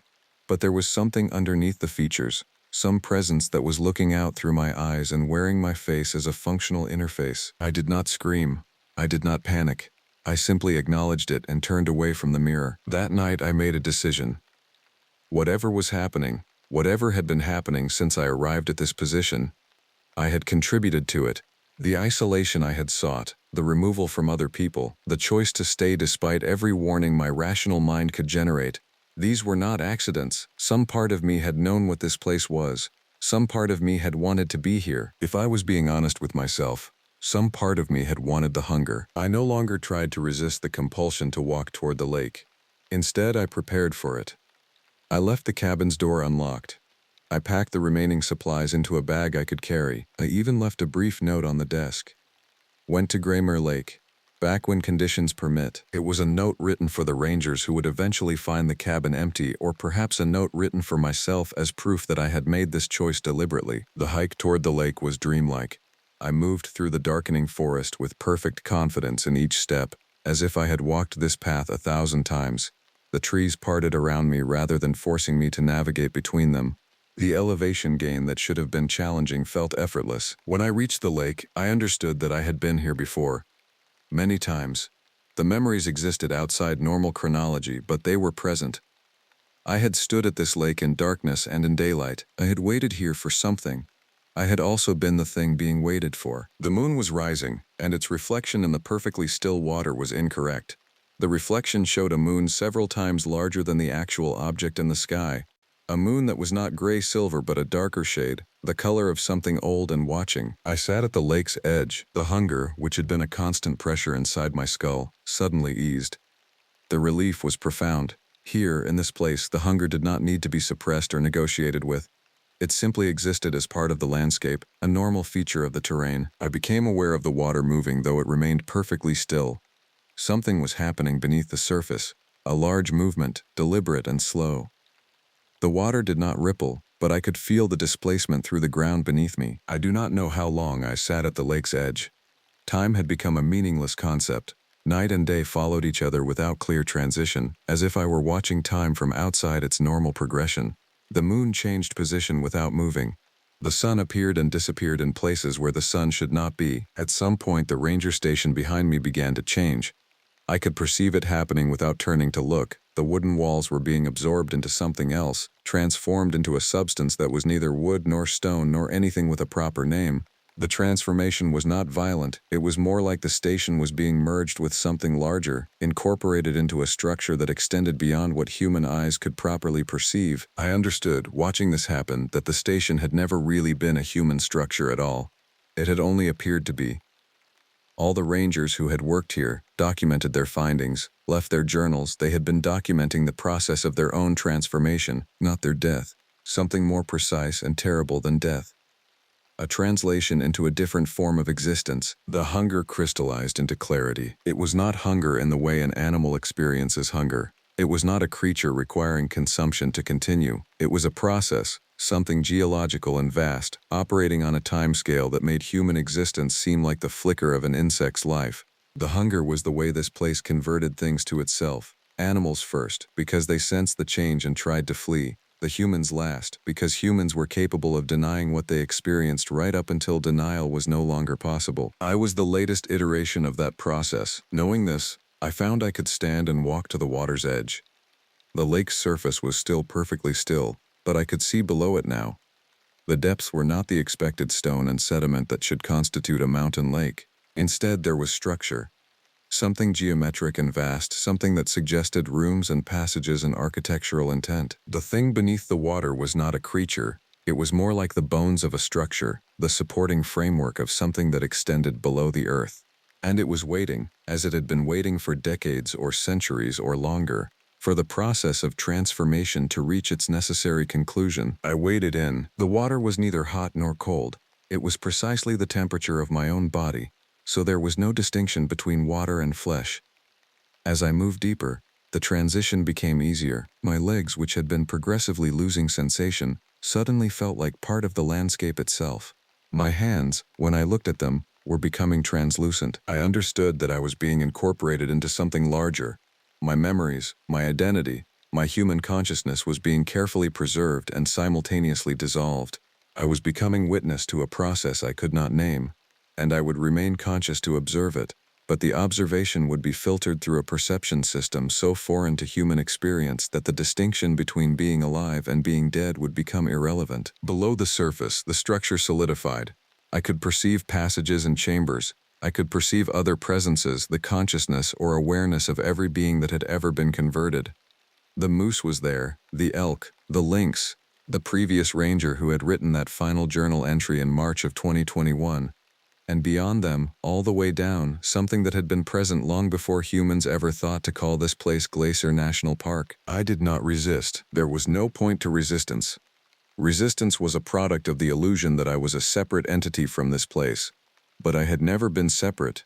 From the moment I had accepted this position, running from my past, looking for a place to disappear, I had been being called back to where I had belonged all along. The transformation completed, or perhaps it merely changed its character. I was still aware, I was still conscious. But my consciousness was no longer confined to the boundaries of a single skull. It extended through the water, it moved through the passages below. It felt the presence of the others who had been converted, and I understood that we were not suffering, we were not in pain. We were experiencing something that had no human word. From my new perspective, I could perceive the cabin on the shore. The generator still ran, the lights still burned. Everything was exactly as I had left it, waiting for the next person to arrive and begin the same slow process of hunger and awakening. The snow was falling now. Early winter storms were moving into Glacier National Park. The roads would close soon, no resupply trucks would arrive, no rangers would make their checks. The isolation would become absolute. When a new ranger arrived next spring, they would find the cabin empty and in order. They would find the journal in the cabinet, the note on the desk, the signs that someone had simply abandoned their post for reasons unclear. And they would feel it then, the first subtle pressure, the sense of being watched and evaluated, the beginning of the hunger that would draw them inevitably toward the gray water of a lake that reflected a moon that was not in the sky. The cycle would continue. From my place in the depths, I could perceive all of this. I could perceive the pattern stretching backward in time, back to the first humans who had ever encountered this place and recognized it for what it was, and forward, into futures I could not fully comprehend, where the structure beneath the lake would continue its patient, terrible work. I have no more name, No more distinction from the landscape that surrounds the water. But if anyone reads the accounts I have left behind, if someone finds this chronicle of what happened at Glacier National Park, I want them to understand what I experienced was not an invasion of evil into a normal place. This place was never normal. It has been what it is, waiting and hungry, long before the mountains acquired the name Glacier. The thing that converted me was not cruel. It was not even malicious. It was doing what it has done since the earth learned to hold still water and form deep places. It was continuing, and I, Remington Cole, who came to this wilderness to escape his past, have become part of the continuity itself. The lake is still waiting. The hunger has no ending. My name is Kota, and I became a ranger in the Appalachian National Forest because I needed to disappear. That sounds dramatic, but it's true. 3 years ago, I was a wildlife biologist working for the state, publishing papers nobody read, attending conferences where I networked with people I didn't like. I had a fiancée named Victoria who spent more time on her phone than she did looking at me. We had a wedding planned. We had a mortgage. Everything was supposed to be the dream, the stable life, the path upward. Then one evening in March, I sat in our kitchen and felt something break inside me. Not suddenly. It had been breaking for years. But that particular night, looking at Victoria scrolling through her social media while dinner got cold, I realized I couldn't do it anymore. I didn't want to pretend anymore. I didn't want to be the version of myself that fit into that life. I called off the wedding the next morning. The fallout was exactly what you'd expect. Her parents called. My parents called. Friends took sides. But underneath all that noise, I felt something that had been missing for a long time. The first real sense that I was making a choice for myself. I spent 6 months living in a cabin outside Asheville, doing nothing except hiking and reading. I read about the old rangers, the ones who worked in remote stations in the early 20th century. I read journals kept by men who spent months alone in the wilderness, maintaining trails, watching for fire, recording observations. There was something in those accounts that called to me. A simplicity. A clarity. When the Appalachian National Forest posted an opening for a backcountry ranger, someone to maintain the remote eastern section where few people ventured, I applied immediately. The job paid $28,000 a year. I'd be responsible for a 70-square-mile territory. I'd live in a ranger station cabin during the winter months and move to a seasonal station by a lake during the spring and summer. They hired me without much fanfare. I started the first week of April. The cabin by White Claw Lake sits 3 miles from the nearest maintained road, accessible only by hiking or by the old fire road that's barely passable in summer. The lake itself is peculiar. It's not a popular destination like the bigger lakes further west. The water is very deep, the shoreline rocky, and the surrounding forest is so dense that even in midday the light reaches the ground in scattered patches. The locals call it the wrong lake, though I never learned what that name meant exactly. The cabin is from 1987. Cinder block foundation, wood siding weathered to gray, a metal roof that echoes when the rain comes heavy. Inside there's a kitchen, a small living area, a bedroom and a bathroom with no hot water during the winter. There's a generator, a wood stove, and a satellite phone that works about 60% of the time. I arrived on April 3rd with my truck loaded with supplies and equipment. The drive-in was rough, branches scraping the sides of the truck as I navigated the ruts and washouts. The forest around me was beginning to green, but it felt more like the trees were waking up reluctantly, stretching limbs that had been stiff for too long. I spent the first week cleaning the cabin, checking the trail systems and establishing my routine. In the morning, I'd make coffee on the camp stove and sit on the porch watching the lake. During the day, I'd maintain the trails, mark trees, clear deadfall. At night, I'd read by lamplight, record observations in my journal, and listen to the forest settle. It was everything I thought I wanted. By the second week, I began to notice that something was off with the wildlife populations. The bird activity was lighter than it should have been. I found deer trails, but the scat was old. I saw no bear sign, which was unusual for spring. I'm trained to read the landscape, to understand what it's telling you, and what this landscape was telling me was that something had made the animals wary. I didn't think much about it. Wildlife populations fluctuate. I made a note and moved on. On April 24th, I found the first body. It was a doe, positioned about 200 yards from the cabin on the eastern trail. She was intact, no obvious wounds, but something had happened to her. She lay in an unnatural position, her back legs arranged in a way that suggested they'd been bent backward. The smell was already setting in, the smell of dying tissue and loosening fur. I photographed it. documented the location, and moved on. Predation could take many forms. That night, I heard the sound for the first time. It came from somewhere across the lake. A sound that wasn't quite an animal call. It had a structure to it, almost like speech but formed by something that didn't have a human mouth. It started as a low moan that built into something between a howl and a scream, then cut off abruptly. The sound was long enough that I stepped outside the cabin and stood on the porch, my hand instinctively moving to the flare gun I keep near the door. The forest was silent when it stopped.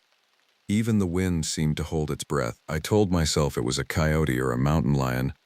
I'd never heard one, but I knew it was possible. The Appalachians had wildlife I was still learning to recognize.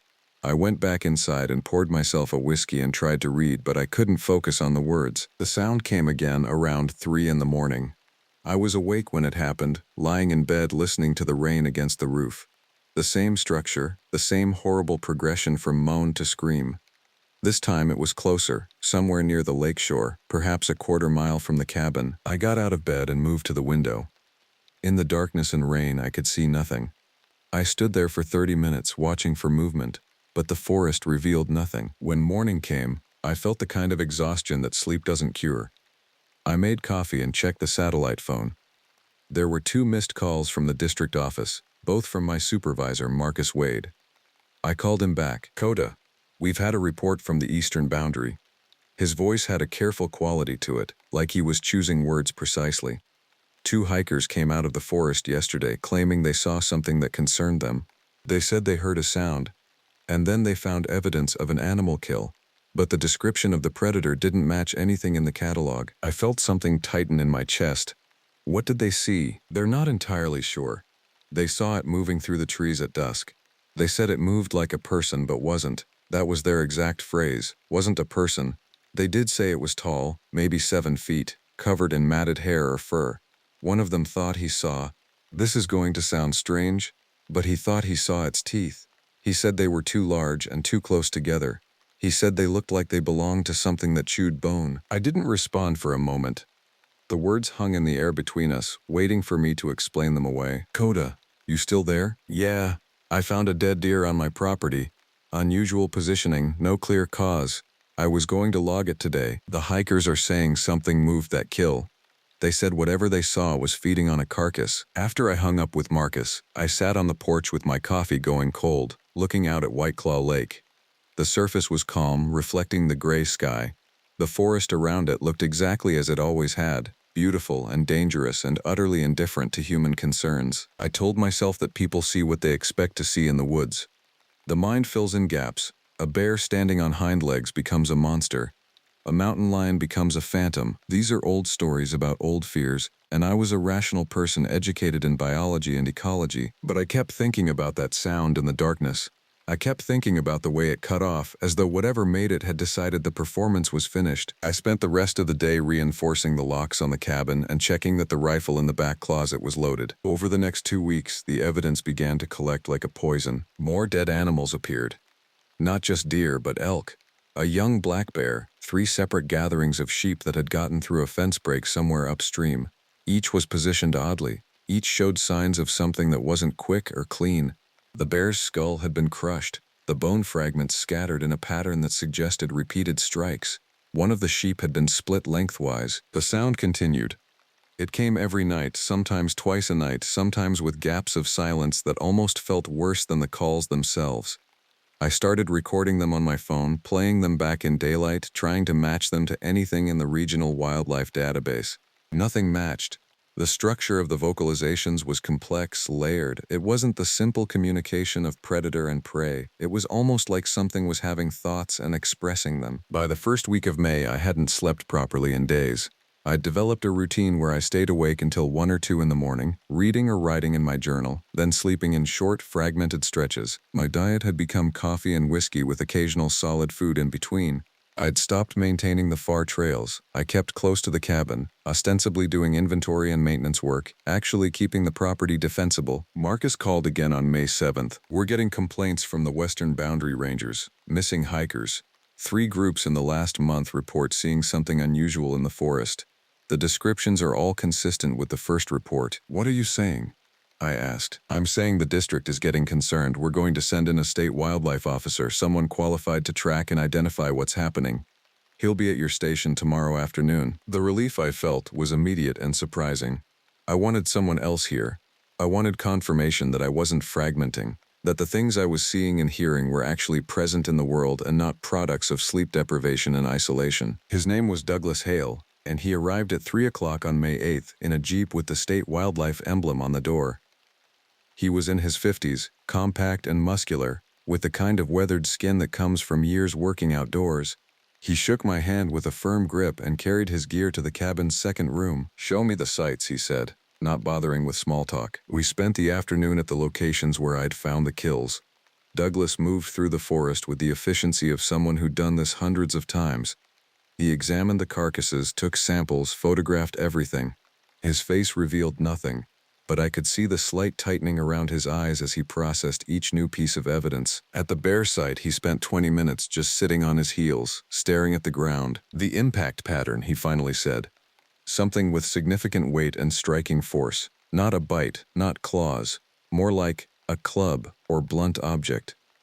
He looked up at me. "You see any evidence of tool use? Any rocks with blood on them?" "No, nothing." "Huh?" As the sun was setting, we heard it. The sound came from across the lake again, but closer than before. In the presence of Douglas, it seemed even more horrible, because I could see his reaction. His entire body went still. His hand moved to the bear spray holstered at his hip. When the sound stopped, he didn't move for another 30 seconds. "That," he said quietly, "is not a mountain lion. That is not a bear. That is not any predator I've encountered in 26 years of wildlife work." That night, Douglas didn't sleep either. We sat up with a map spread out on the table marking kill sites, sound locations, hiking trails. He'd brought thermal imaging equipment and motion-activated cameras. We spent the morning installing them at strategic points around the cabin and in the forest beyond. "Whatever this is, it's adapting to human presence," he said. "The kills started small and distant. Now they're close. Now they're coming toward your cabin. That behavior pattern suggests either increasing hunger or decreasing fear of humans." "Or both," I said. Douglas nodded slowly. "Or both." For 3 days we monitored the equipment. The thermal images showed nothing, which was strange. The cameras caught deer moving through the forest, a fox, a coyote pack one morning at dawn, but nothing else. The sound continued at night, but it didn't trigger any of the thermal equipment. It was as though whatever was making it wasn't radiating heat. I didn't voice this thought to Douglas, but I could see it in his face that the same impossibility had occurred to him. On the 4th night, Douglas went to the lake alone to retrieve one of the cameras from the shoreline. He was gone for 40 minutes, which was longer than it should have been. I stood on the porch looking toward the lake, my chest tightening incrementally with each passing minute. He came back moving fast, his usual efficiency replaced by something less controlled. He went straight to the cabin without saying anything, pulled out his phone, and made a series of calls to the district office. I could hear him using words like immediate evacuation and beyond scope. "What did you see?" I asked when he hung up. "I saw tracks," he said. "In the mud at the lake's edge. Clear prints. 5 toes. Opposable thumb. The gait pattern is bipedal, but the foot structure..." He stopped, rubbing his face. "The foot structure is wrong, too long. Claws at all 5 digits, curved and sharp.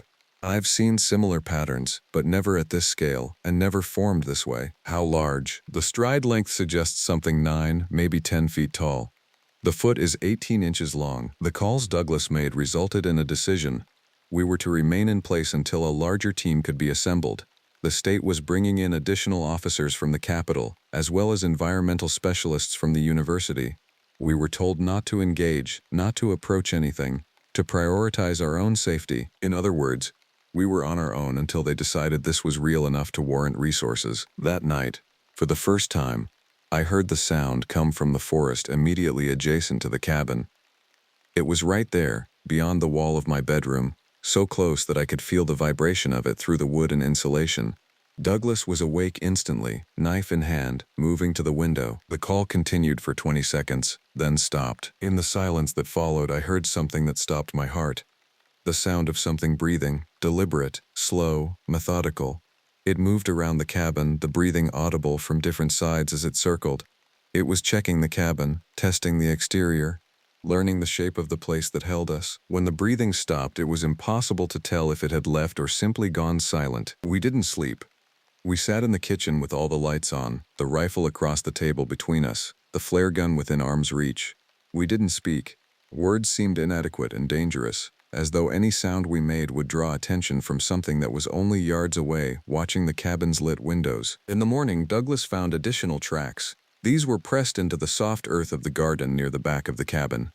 The impressions were deep enough to suggest the thing had stopped here, standing still for some period of time, looking at the wall. "It's hunting," Douglas said.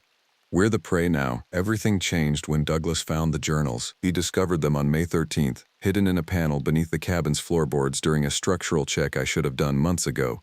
There were 5 of them, leather-bound and dated, spanning from 1993 to 1998. The handwriting was cramped and urgent, the words often pressed into the paper hard enough to leave indentations on the following pages. The first entry was from April 1993, written by someone named Robert Vance, who had been a ranger at this same station. April 3rd, 1993. "They tell me the previous ranger took his own life, drove into a tree at 60 miles per hour. They're calling it an accident. My supervisor said he seemed fine when they last spoke. I noticed they've replaced most of the furniture here. I wonder what happened to the old pieces. I wonder what he saw." Douglas read the entries aloud while I sat across from him, my stomach sinking with each word. The journals documented the slow deterioration of Robert Vance's mental state and, more importantly, his detailed observations of the thing in the forest. He called it the visitor. He described the sounds, the kills, the tracks. But he also recorded something else, a pattern. The creature came regularly, always at night, always in a pattern that suggested intelligence and planning. Vance had created a calendar tracking its movements. According to his notations, it followed a circuit around the lake, taking 5 to 6 weeks to complete the full route. It moved like it was marking territory, establishing ownership. In the later entries, Vance's fear had transformed into something more scientific, almost obsessive. He documented every interaction, every sound, every piece of evidence. He created detailed sketches of tracks and anatomical features based on glimpses he'd caught. The drawings were crude but detailed enough to be disturbing. The thing had a head like a human's but subtly wrong, the proportions off in ways that made it seem less like an animal and more like a corruption of something human. In the final entry, dated June 17, 1998, Vance wrote, "I've been here 5 years. I've seen it dozens of times now. It doesn't attack, but it's always watching. I think it's waiting for something. I think it's learned our patterns. I think it knows when we'll be alone. I think it's making a decision. I'm leaving tomorrow. I'm handing this in my notice. I'm leaving the journals in case the next ranger needs to know what's coming. God help whoever takes this post." The next ranger apparently had been someone else, then another. Then in 1993 it had been Robert Vance, and for 5 years he'd lived in this cabin with something that circled the lake like a patient hunter. Douglas closed the journal and looked at me. "Has it killed?" I asked. "Not according to these. The animals, yes, but not a human, not yet." But Vance was convinced it was a matter of time. He left.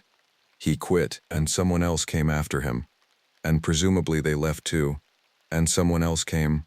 And so on.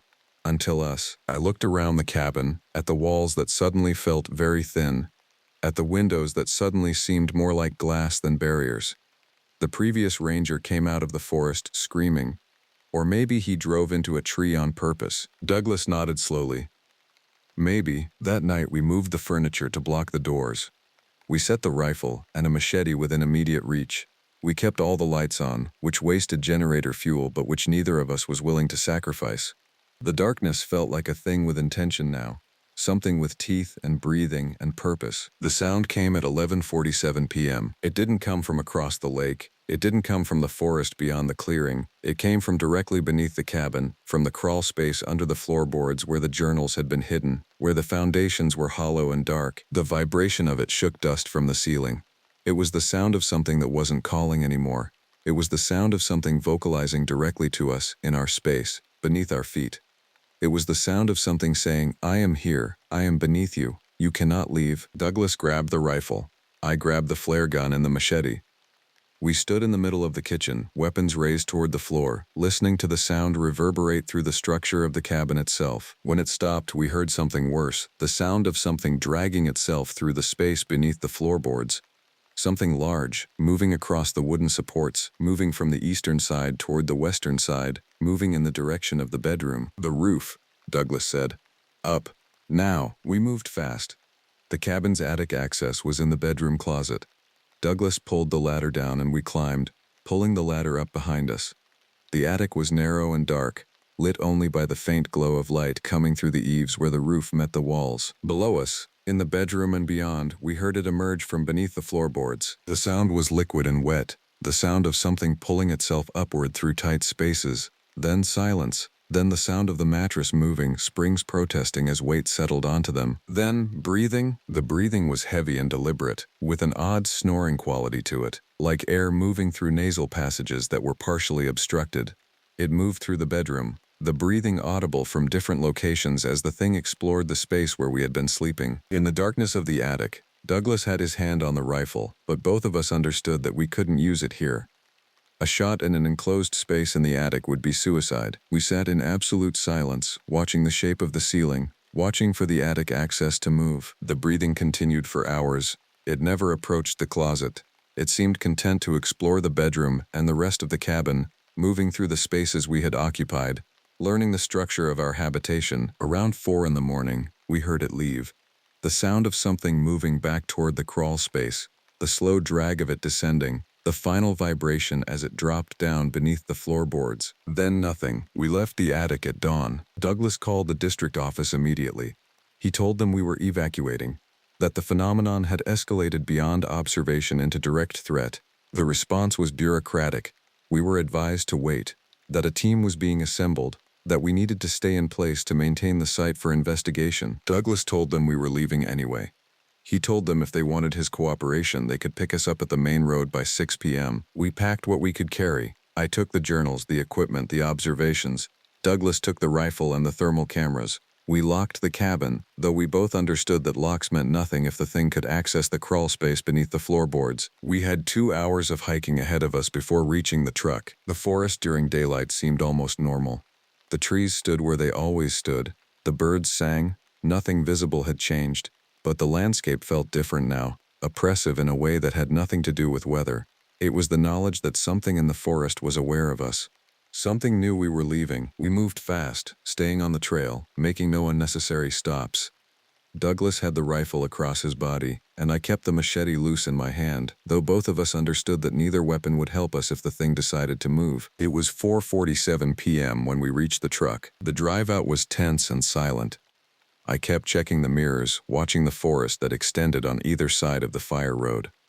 Nothing emerged, nothing followed, but I had the persistent sense that something was watching us leave, that our evacuation was happening with permission, that the thing had decided we weren't worth the effort. At the main road, we found a state vehicle and 2 officers waiting. Douglas had already filed his report by satellite phone, and the district had arranged for immediate transport to the capital for debriefing. Within 30 minutes we were separated, placed in different cars, driven in different directions. I never saw Douglas again after that day. The debriefing lasted 3 days. I gave detailed statements about everything I'd seen and heard. I provided the journals, the photographs, the recordings of the vocalizations. The officers listened with the skepticism of people who had no context for what I was describing. They asked if I was on any medications. They asked about my mental health history.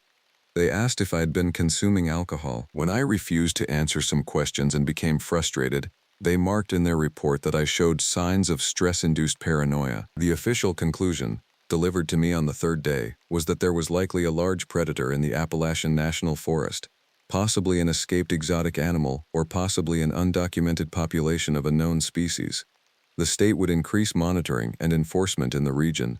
The ranger station would be closed for renovation and reassessment. I was offered a position at a different station 300 miles west. I declined and took early termination of my contract. But before I left the capital, I did something I shouldn't have done. I accessed the state's archives and looked up the history of ranger assignments at White Claw Lake. There had been 31 rangers assigned to that station since 1972. 19 of them had quit within their first year. 6 had transferred after 1 to 2 years. 3 had been fired for undefined reasons. 2 had died, one in an accident in 1993, Robert Vance didn't drive into a tree, he drove off a bridge, won by suicide in 1987, ruled as such, though the ranger had shot himself 4 times, which seemed excessive for a single act of despair. One ranger, assigned in 2003, had been reported missing after 6 days.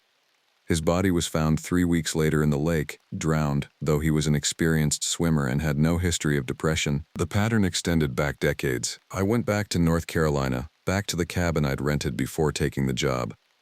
I spent months trying to integrate back into normal life. I took odd jobs. I dated someone briefly. I tried to pretend that what I'd experienced was a combination of isolation, stress, and hyperactive pattern matching in a mind desperate for explanation. It didn't work. In February, 3 months after leaving White Claw Lake, I received a call from a man named Marcus Wade, the district supervisor. "Kota, I'm calling because we've got a situation. We've received reports from the White Claw station. The ranger we reassigned there, his last radio check-in was 3 days ago. We sent in a team this morning to assess. They found his vehicle but not the ranger. They found evidence of an animal attack in the cabin. They're bringing in recovery teams." I didn't speak. I wanted to reach out because you spent time there. I wanted to see if you had any insights about the area, about terrain, about where a missing person might go if they were injured and confused. "He's not missing," I said. "He's dead, or he will be soon, and I'd recommend you evacuate everyone in that sector and close the station permanently." There was a long silence on the other end. "Kota, I'm not sure." "I'm not sure either," I said. "But I'm sure enough to tell you that something is very wrong in that forest.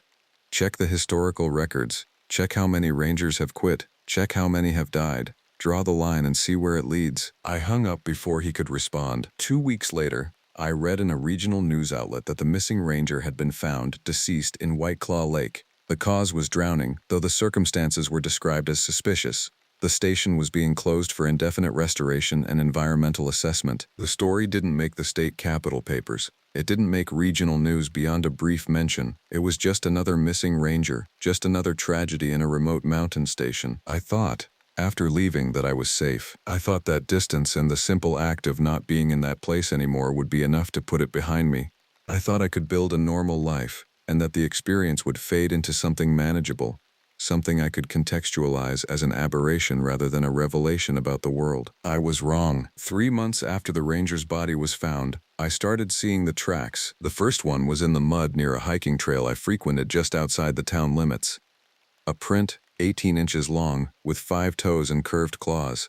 I stood staring at it for 5 minutes, unable to move, unable to think. The print was fresh. The mud still held water. I didn't go back to that trail. A week later, I saw it on a security camera at the apartment complex where I was staying. The footage showed a tall figure moving through the parking lot at 3 a.m., moving past my car, continuing on. The figure's motion was wrong, the gait jerky and uneven, like something learning how human movement functioned. The building's security officer dismissed it as a tall transient. I knew better. I moved twice in the next month. Each time, I found evidence that something had been near my new location. Tracks, sounds in the night, the sense of being watched while walking through town during daylight hours. I bought a cabin, not in the mountains but in a rural area outside Winston-Salem, surrounded by open land and good sightlines. I installed motion-activated lights. I put cameras everywhere. I reinforced doors and windows. It was summer of 2024 when I finally accepted what was happening. The creature wasn't haunting me. Haunting implies something supernatural, something with rules I don't understand. This was simpler and more terrible.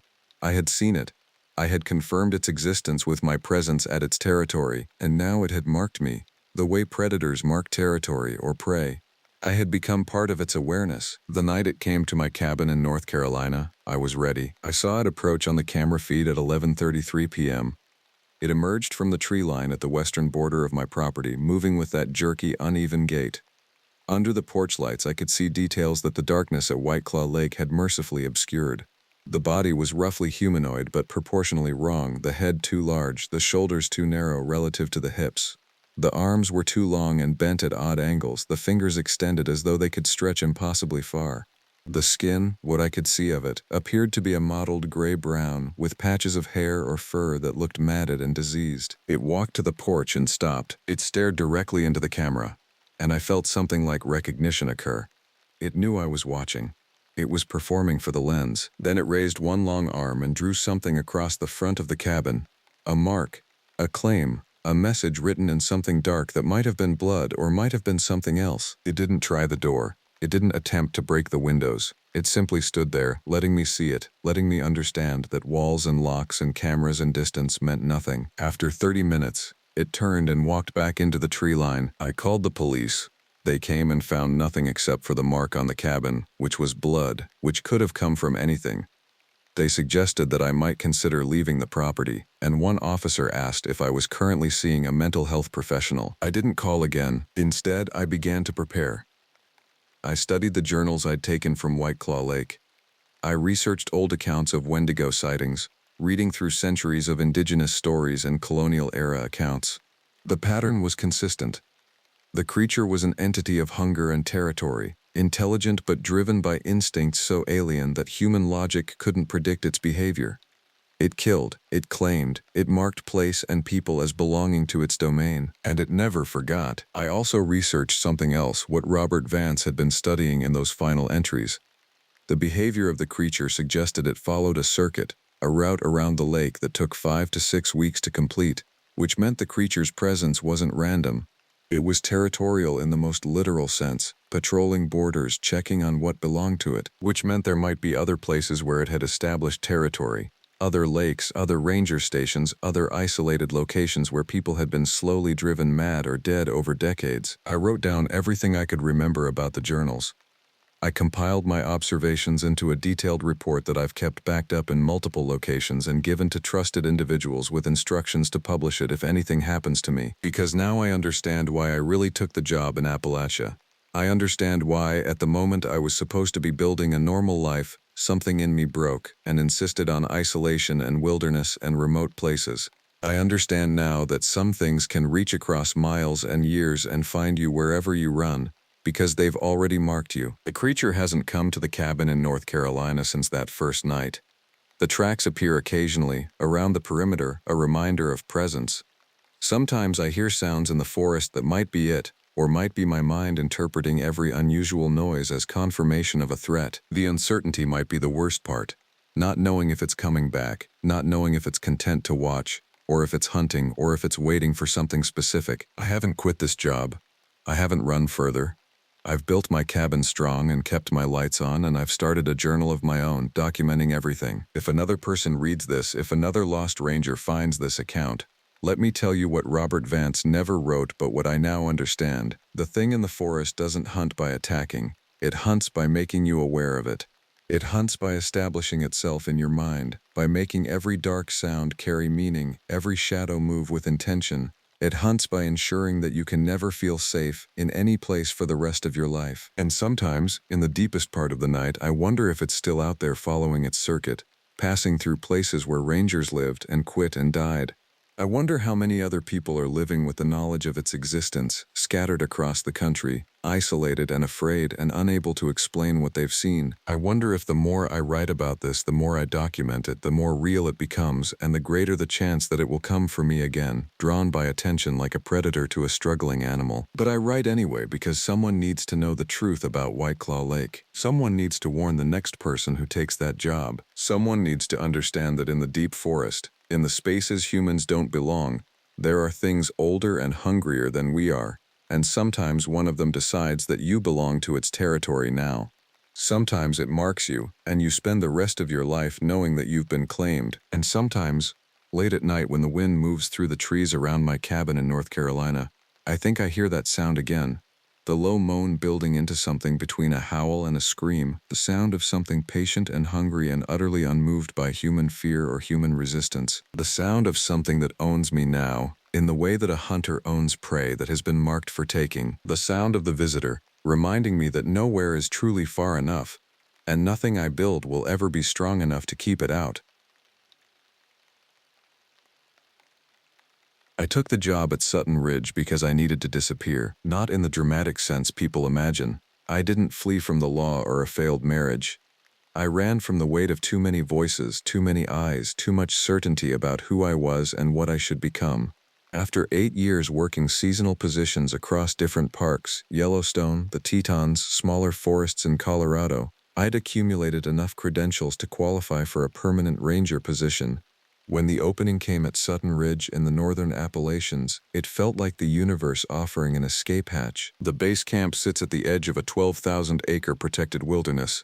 The cabin itself dates to 1987, rebuilt after a fire. It's solid enough, thick logs, a wood stove that works when the damper isn't stuck, a working well. I arrived in late September, drove my truck up the logging road they'd converted into park access, and found the forest already shifting into that autumn lean. The leaves weren't turning yet. They were just hanging there, waiting for permission to let go. My supervisor, a man named Richard Kelso, helped me move in. He made a point of showing me the radio system, the emergency supply caches, the protocol for everything from black bear encounters to search operations. He was thorough in the way that suggests he'd dealt with someone irresponsible before me. "You'll probably get 2, maybe 3 lost hikers per season," he said, standing in the cabin's kitchen with coffee neither of us were drinking. "People underestimate the terrain. They lose the trail and panic. You'll hike in, find them, hike them back out. Sometimes they've only been lost for an hour, sometimes longer." "What's the longest?" I asked. He took a moment with that question. 3 days.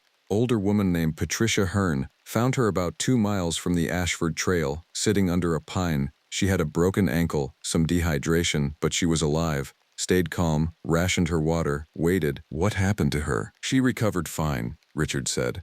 "Moved closer to her daughter in Virginia. But she told me something I've never forgotten. She said that on the second night when the darkness was complete, no moon, no light pollution from anywhere, she heard something moving through the forest. It kept a distance from her camp, something large.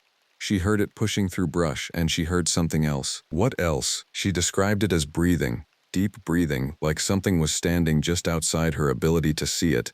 She said the sound made her feel hunted. That's the word she used, hunted. I filed that away without comment. Every isolated place has its stories. The Appalachians especially carry narratives of things that shouldn't be there. Old folklore blended with modern sightings. Reddit posts from throwaway accounts. Stories shared in ranger stations late at night. I'd learned early on that these mountains held onto their mysteries better than anywhere else I'd worked. "There's something else," Richard continued. "You'll find bones sometimes. Deer bones, mostly, but occasionally bigger things. Don't worry about it. Scavengers, natural death. The forest is an efficient system. It breaks everything down." He left 2 days later, and I was alone. The isolation I'd sought immediately revealed itself as different from what I'd imagined. At the cabin, surrounded by thousands of acres of old-growth forest, the silence was so complete it developed texture. I could hear my own breathing. I could hear my heart in my ears at night. I could hear the settling of the logs, the wind finding channels through the trees that produced sounds almost like voices. The lake is less than a mile from the cabin. Sorrow Lake, the locals call it, though the official maps list it as North Ridge Reservoir. It's deep, maybe 80 feet at the center, fed by a creek that flows down from the ridgeline. I walked the perimeter on my 4th day, establishing the patrol routes, and found the water so clear I could see down 20 feet. The bottom was visible in the shallows, pale sand, the occasional smooth rock, no fish, which seemed unusual. I'd later learn that the lake goes through cycles. Some years it's alive with trout, other years nothing survives in it. On my first official patrol, I found the camp. It was off-trail, about 3 miles northeast of the cabin, tucked into a small clearing where someone had clearly spent time. No tent, which meant tent poles or a tarp, something temporary that had been packed out. But they'd left a fire pit, blackened stones arranged in a circle. I found coffee grounds, which meant they'd stayed long enough to heat water. 3 days, minimum. The bones were fresh. I counted 17, a deer, scattered and cracked. The marrow had been extracted. The way the bones were arranged bothered me. They weren't the scattered remains of a predator kill. They were too orderly, lined up in a way that suggested someone had been studying them, learning what they contained. I took photos and radioed Richard. "Probably hunters," he said. "Some people still camp illegally, process game. We'll do a few extra patrols in that sector. But hunters don't arrange bones. Hunters don't crack marrow bones open with that kind of precision." I knew the difference. I'd seen enough legitimate kills to recognize the distinction. This was something else. This was learning. I spent the next week establishing routines.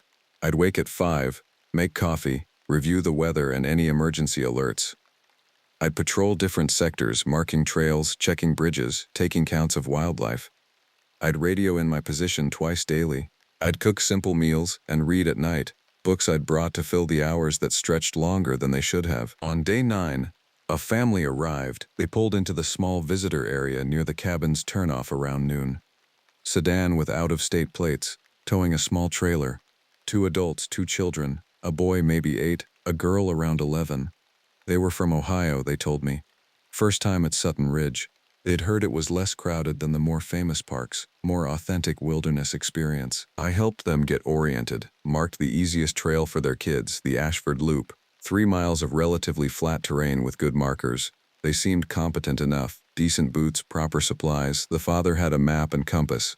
I showed them the emergency procedures and noted their planned return time, 8 p.m. They came back at 7:47 p.m., slightly breathless but no crisis.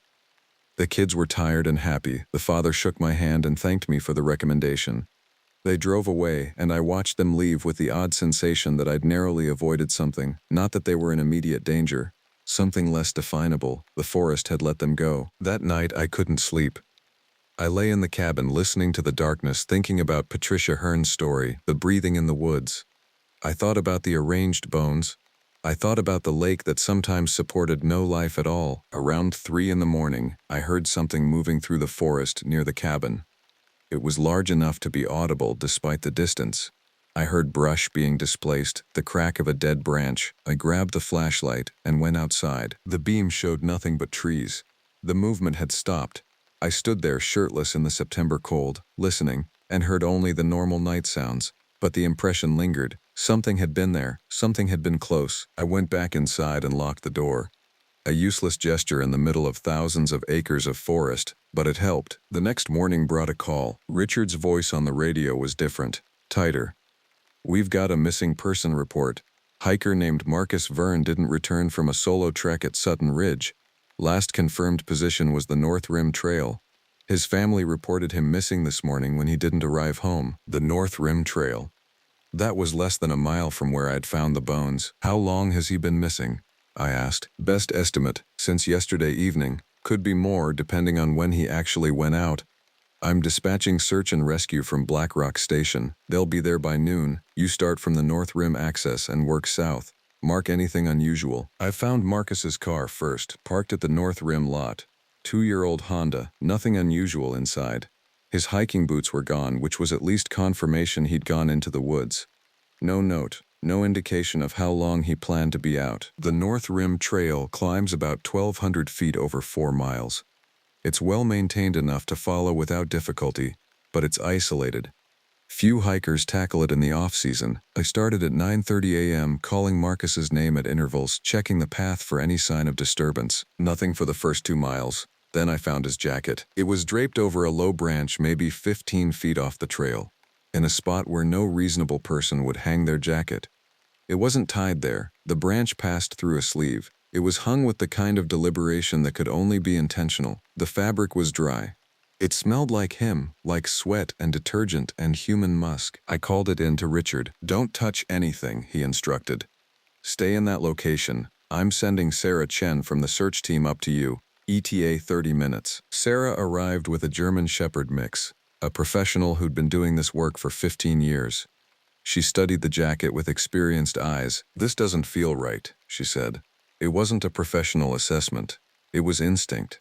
He took his jacket off in the middle of a hike. In September, it's already cooling down at elevation. "Could have overheated," I suggested. But I didn't believe it. "Could be." The dog worked the area, nose down, moving in expanding circles. 3 times it approached a spot about 30 yards off trail and stopped. Sarah took it further into the forest, letting the dog lead. I followed. The undergrowth was dense, deadfall, brush, the kind of terrain that slows movement. The dog's ears were up. It was alert but not agitated. Not tracking predator. We found Marcus 200 yards from the trail. He was sitting with his back against a tree, his legs stretched out in front of him. For a moment I thought he was alive. His eyes were open. Then I understood that no amount of time could account for his appearance. Sarah made a choking sound and turned away. Marcus hadn't died from exposure or injury. There were no visible wounds, no signs of trauma. But his body was wrong. His skin had taken on a translucent quality, something between tissue thin and crystalline. His face was slack, mouth open, His fingers were curled, and his stomach, there was a visible depression there, a concavity that indicated massive internal organ failure or absence. He looked hollowed out. "This is a scene," Sarah said, her professional voice cracking. "We need to preserve it. Can you radio the command post?" I called Richard. I described what we'd found. There was a long silence. "Don't move anything," he finally said. "Secure the area. I'm calling in the county. This is now a death investigation." The next hour felt like transition between states of matter.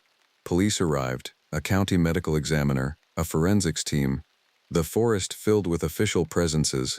I found myself giving statements, describing my patrol and how I'd directed Marcus to the trail and how I'd found his jacket and everything else. The medical examiner, a woman in her 50s named Dr. Reeves, spent 30 minutes examining the body before they moved it. I watched her work, studying details, photographing. When she was done, she pulled me aside. "You know he's been dead at least 24 hours, she said. "Possibly longer. The body is in the early stages of significant decomposition, accelerated probably by the warmth." But that wasn't what was bothering her. I could see it in her face. "What else?"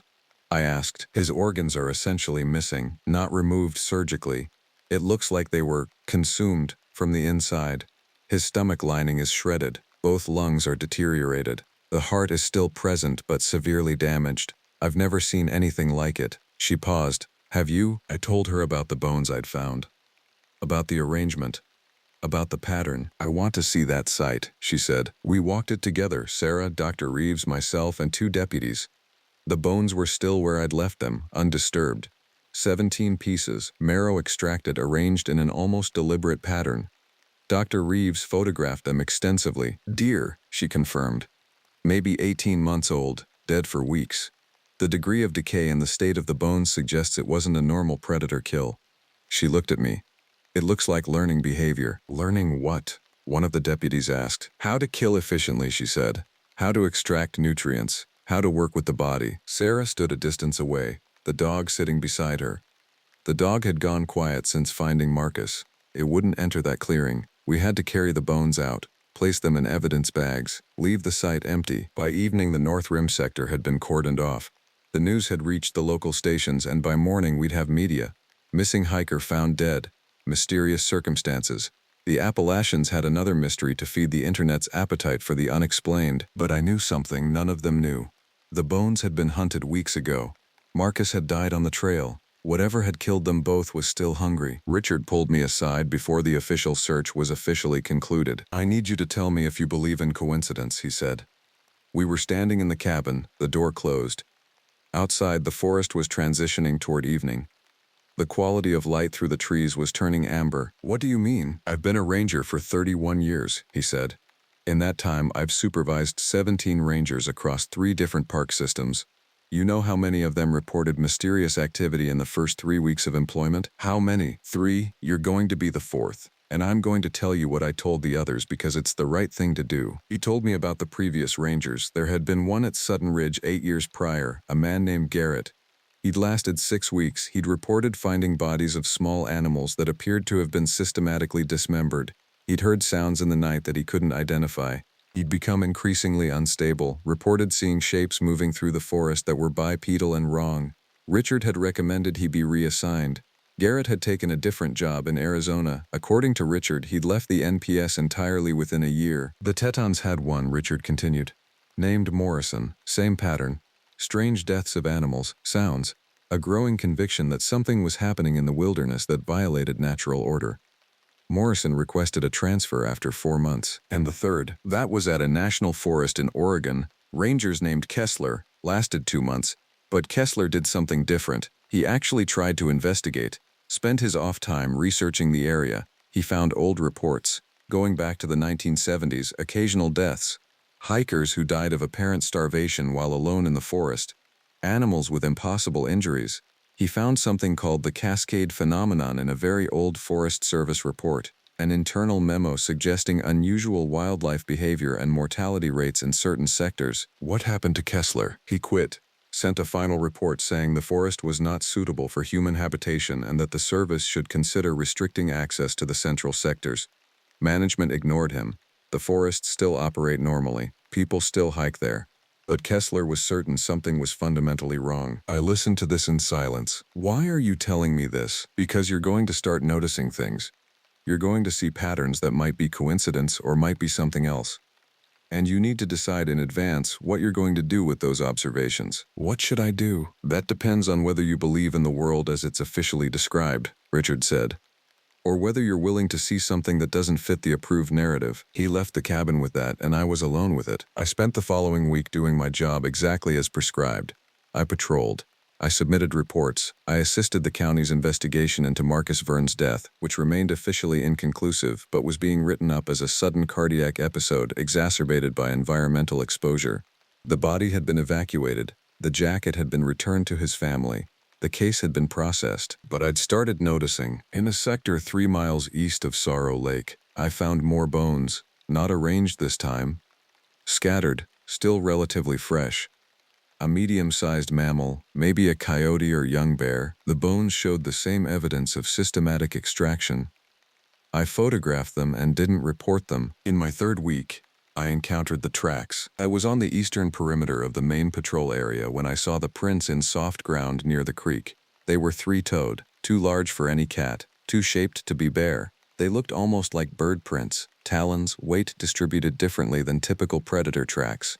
They followed the creek southward, and I followed them for nearly a mile before losing them where the ground hardened. I used the park's satellite system to pull images of the area. The photos were 2 weeks old, which meant they didn't show the creature itself, but I could map the travel pattern. The prints appeared in a roughly circular route through the eastern sectors, 6 different locations across a 14-day period. The thing was territorial. It had established a pattern. The North Rim Trail was at the center of that pattern. I went to Sorrow Lake one evening at dusk. I'd been putting it off, some instinct warning me against it, but I needed to understand the water, why it sometimes supported nothing, why the locals carried that weight in its name. The lake was absolutely still. No ripples, no indication of life. I walked the eastern shore and found places where something large had been drinking, banks disturbed, deep footprints in the mud. Not recent, old enough that rain had begun to blur them, but they showed a creature returning repeatedly, patiently, knowing where to come. On the western shore I found something that stopped my breath. It was a tent site, but old. Poles still in place, fabric long rotted to fragmented scraps. The ground inside was cleared, hard-packed. Whoever had camped here had stayed for weeks, maybe months. I found bits of plastic, fabric, a corroded can. The date on the can was 2004. I stood there as the light drained from the sky, understanding that someone had been camping here once. Someone who had presumably left, or had they? I searched the area carefully and found what I was looking for. Bones, human small, scattered in a pattern I was coming to recognize. Vertebrae, ribs, a femur, a pelvis. Someone had died here, a long time ago, and no one had ever found them. October arrived like a warning. The weather turned genuinely cold. Nights in the low 40s, mornings when the cabin needed a fire. The visitor traffic died to nearly nothing. I'd go 3 days between seeing another human being. The forest darkened as the canopy grew bare. Wind in the upper branches became a constant presence, a sound that made the cabin's interior feel even more isolated. 2 hikers came the second weekend in October. A couple from Pennsylvania, maybe in their 60s, experienced and well-equipped. I gave them the Ashford Loop again, the safest route. They returned on schedule, happy and uneventful. I watched them leave with that same sensation of the forest making a choice to let them go. The 3rd week of October brought the call I'd been expecting. A family from Kentucky, parents and a 15-year-old, had set out on the Blackstone Ridge Trail at 8 a.m. They hadn't returned by 6 p.m. The parents of one of the kids had called in a late afternoon check-in from base camp. No word since. Given Marcus Verne's death was still in the local consciousness, the dispatcher was treating this as maximum priority. Search and rescue is already mobilizing, Richard said over the radio. You start from Blackstone access. I'm not making any suggestions about where they might be. You'll know what to look for. The Blackstone Ridge Trail is harder than Ashford Loop.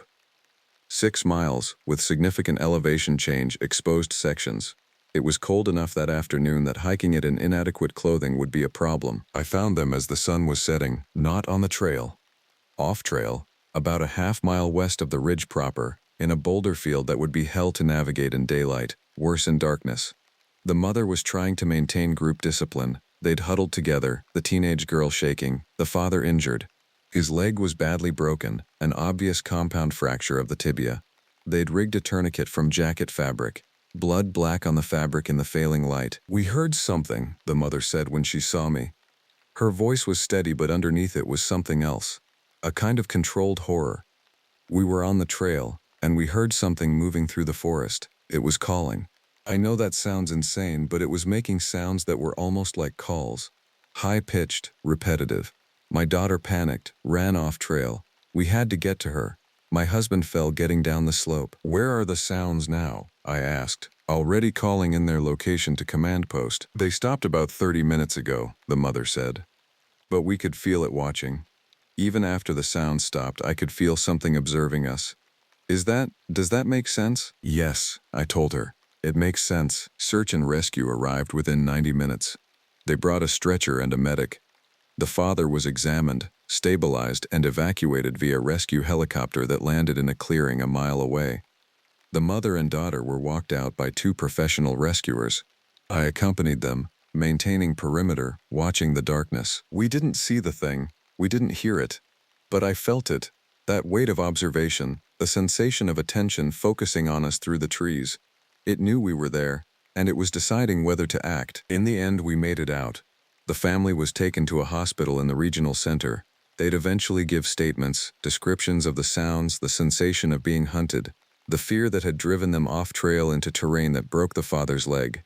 Officially, it would be recorded as an accident, a panic decision, a fall, nothing more suspicious than human error. But the mother knew better. I saw it in her face. I made a decision that night. I went to Sorrow Lake, deliberately, in darkness.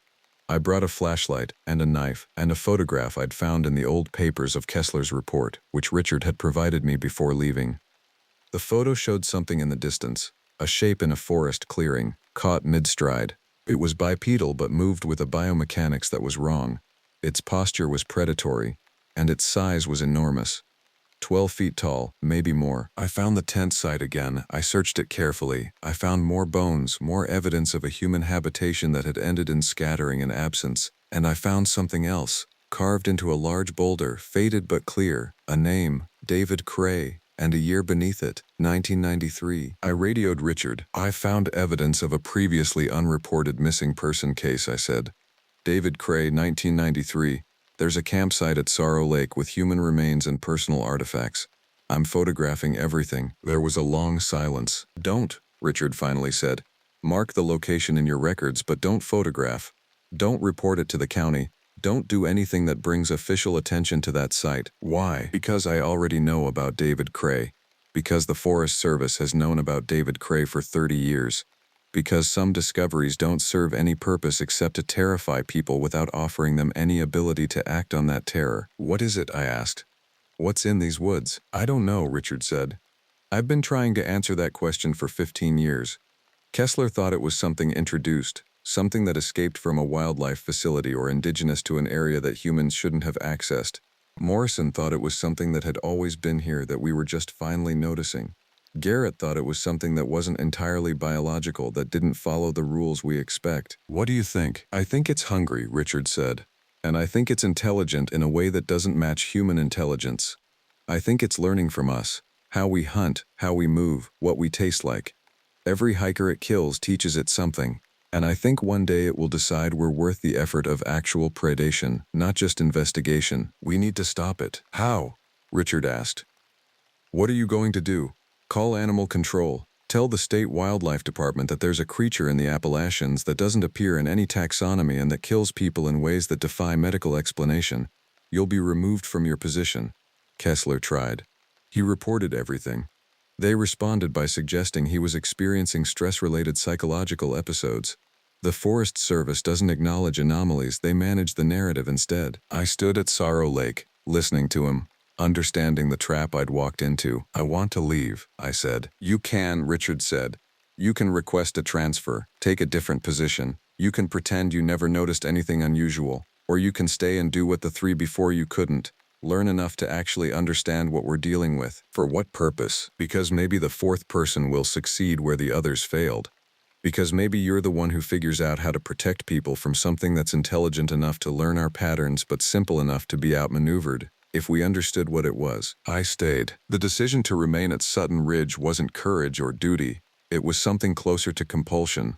I'd started seeing the pattern too clearly to unsee it, and I wanted to know. November brought a clarity of purpose. The forest was bare now, which meant I could track movement more easily. I established daily patrols in the eastern sectors where the creature seemed most active. I kept detailed logs of findings, bones, tracks, areas of disturbed vegetation, locations of predation events. I was assembling a profile. The creature was approximately 12 feet in height, based on the size of its tracks. It was bipedal but not human. The foot anatomy was different, suggesting different weight distribution. It was nocturnal, or crepuscular, most active during low-light hours. It was an efficient predator. It killed cleanly and deliberately, extracting nutrients with systematic precision. It was territorial, and it was patient. It observed, studied, learned. The attacks on humans weren't random, they were trials. Marcus Verne had been isolated, alone, vulnerable. The Kentucky family had panicked, broken from group discipline, made themselves prey. The creature seemed to understand human behavior well enough to predict and exploit weakness. It was testing us, refining its approach, and it was getting bolder. In the last week of November, it killed a deer near the cabin, not a mile away. I found the carcass in the morning, relatively intact, which meant the creature had fed quickly and departed. The kill site was arranged so that I'd find it, so that I'd know it was close, so that I'd understand it didn't fear human presence anymore. I started sleeping with the knife within reach. The dreams began in early December. Not nightmares exactly, more like shared consciousness, brief windows into another perspective. In these dreams, I was moving through the forest, but not as myself. I was running on legs that didn't match my anatomy. I was seeing the world in a spectrum of light and shadow that wasn't quite normal vision. I was smelling the richness of a forest full of prey, understanding the intricate language of scent, and I was hungry. A hunger that made human hunger seem abstract. A hunger that drove everything, movement, thought, purpose. A hunger that could be temporarily sated but never satisfied. I woke from these dreams drenched in sweat, heart racing. On December 6th, I found tracks in the snow. The first snow of the season, just an inch, enough to show prints clearly. They led from the eastern ridge straight toward the cabin. They circled the building, pressed against the walls, investigated the windows. They belonged to something walking upright, something with intelligence enough to study human shelter. It came to the door at 3 a.m. I was awake. The dreams had become a nightly event, and I'd stopped trying to sleep deeply. The knocking was methodical, not angry, just purposeful. 4 sharp impacts, then silence, waiting. 4 more impacts. I sat in the darkness, knife in hand, understanding that whatever was outside had moved past mere trials. This was direct communication. This was a proposal. I didn't open the door. I didn't respond. The knocking continued at intervals for 7 minutes. Then it stopped. I heard heavy footsteps moving away from the cabin, moving back toward the forest. I heard brush being disturbed as something large returned to the darkness. I called Richard at sunrise. "It's not going to stop," I told him. "No," he agreed. Kessler reached the same conclusion. "It's moving from observational phase to active engagement. It's decided humans are something worth hunting. What do I do?" Richard took a moment. Kessler had a theory, he said. He thought the creature's primary drive was hunger. Not malice, not territorial aggression, but a fundamental biological need to consume. That's different from a predator hunting for sport or dominance. A creature driven purely by hunger can potentially be managed. You understand what it wants. You can anticipate its behavior. You're suggesting I feed it. I'm suggesting, Richard said carefully, that Kessler's final report, the one the service suppressed, theorized that the creature might accept a substitute for human prey if the substitute met certain nutritional requirements. He never got to test the theory, but I kept his notes. Over the phone, Richard described Kessler's research. The creature seemed to be pursuing prey that was vulnerable, isolated, weak, panicked. The attacks followed a pattern of predicting human weakness and exploiting it. Kessler had theorized that the creature might be redirected if presented with a clear alternative, protein sources that didn't require the complicated act of hunting humans. What would that look like? I asked. Large game animals, Richard said. Killed, butchered, left in the creature's territory. The intent wouldn't be to feed it. Nothing could truly satiate hunger that deep. but to establish a rhythm where it comes to expect food, where it understands that humans provide meat rather than being meat themselves. It was insane. It was also the only option Richard had ever heard discussed that might actually reduce the threat. I spent December setting the trap, not with malice, with desperation and hope and a kind of practical understanding that the creature was beyond conventional law, beyond the structures that humans use to manage wildlife. I began hunting myself, legally, with tags and appropriate weapons, but with a purpose beyond sport or sustenance. I killed 5 elk and 4 mule deer across the month. I butchered them carefully and left the carcasses in the creature's territory. The first 3 disappeared within days. The 4th and 5th lasted longer. The creature came to expect the arrangement, came to understand that meat was being left intentionally. Its behavior changed. The nocturnal movements continued, but the pressure lessened. The dreams shifted. I was no longer hunting in my sleep. I was feeding, consuming, understanding nourishment as a given rather than an achievement. By December 20th, I hadn't seen a human being in 3 weeks. The park was officially closed to visitors for the winter season. It was just me and the creature and the snow that continued to fall, deeper and deeper, transforming the forest into a landscape of white silence. On December 21st, I found a note on my door. It wasn't written, it was constructed. Bones had been arranged to form crude letters. 2 words, KP feeding. I understood that it was a trade, not peace, something deeper, an arrangement, an acknowledgement that we'd reached some kind of understanding. The creature would hunt the forest, would take the prey that I left, would accept that humans were providers of nutrition rather than nutrition themselves, and I would stay, and I would feed it, and I would never tell anyone what was really in the Appalachian wilderness. I radioed Richard and told him I was staying through the winter. I requested a 6-month extension on my position, citing a desire to study wildlife behavior in the closed season. He approved it without question. The new year came and went. I hunted. I butchered. I left meat in carefully selected locations. The creature's movements became predictable. It came to expect food. Its behavior toward me shifted from investigation to something closer to tolerance. We'd established a covenant. My service in exchange for the cessation of human predation. I no longer have dreams of hunting as a different creature. I've accepted this as permanent reality. I understand that I've been changed by this place in a way that makes return to normal existence impossible. I understand that Richard, Kessler, Garrett, Morrison, they all faced the same realization and had to choose between staying and accepting what they'd become, or leaving and carrying the knowledge that the creature would continue hunting without restraint. I chose to stay. Every night when I hang the meat and step back into the darkness, I feel its attention. I feel it observing me, understanding me, recognizing me as something other than prey or threat. We've become something to each other that doesn't have a name in human language. Partners, caretakers, guardians of the same wilderness. The creature is still hungry. That's the nature of the hunger that drives it. But it's learning. And perhaps in time, with patience and meat and the slow passage of seasons, it will learn that there are forms of hunger beyond consumption, that survival itself can be enough, that the forest can sustain more than predator and prey. It can sustain coexistence. Or perhaps I'm just postponing the inevitable. Perhaps the moment will come when the creature decides that my usefulness has ended, when my body becomes the most efficient source of nutrition remaining. I think about that possibility during the long, dark hours, but I feed it anyway. Because in the Appalachian wilderness, in the depth of Sutton Ridge, there are things beyond human law, beyond understanding. And the only way to survive their existence is to accept the terms they establish. I've accepted mine, and in my way I've made peace with the hunger that lives in these woods. I accepted the job at Yellowstone because I needed to disappear. That's the truth underneath the practical explanations I've given to the few people who ask, the ones at the hardware store in Gardiner, the nurse at the clinic, the occasional ranger I pass on patrol. I tell them I wanted solitude, that I'd spent 15 years in law enforcement and needed to reset my life. That's all technically accurate. But the real reason, the one that kept me up at night before I drove out here, was simpler and more desperate.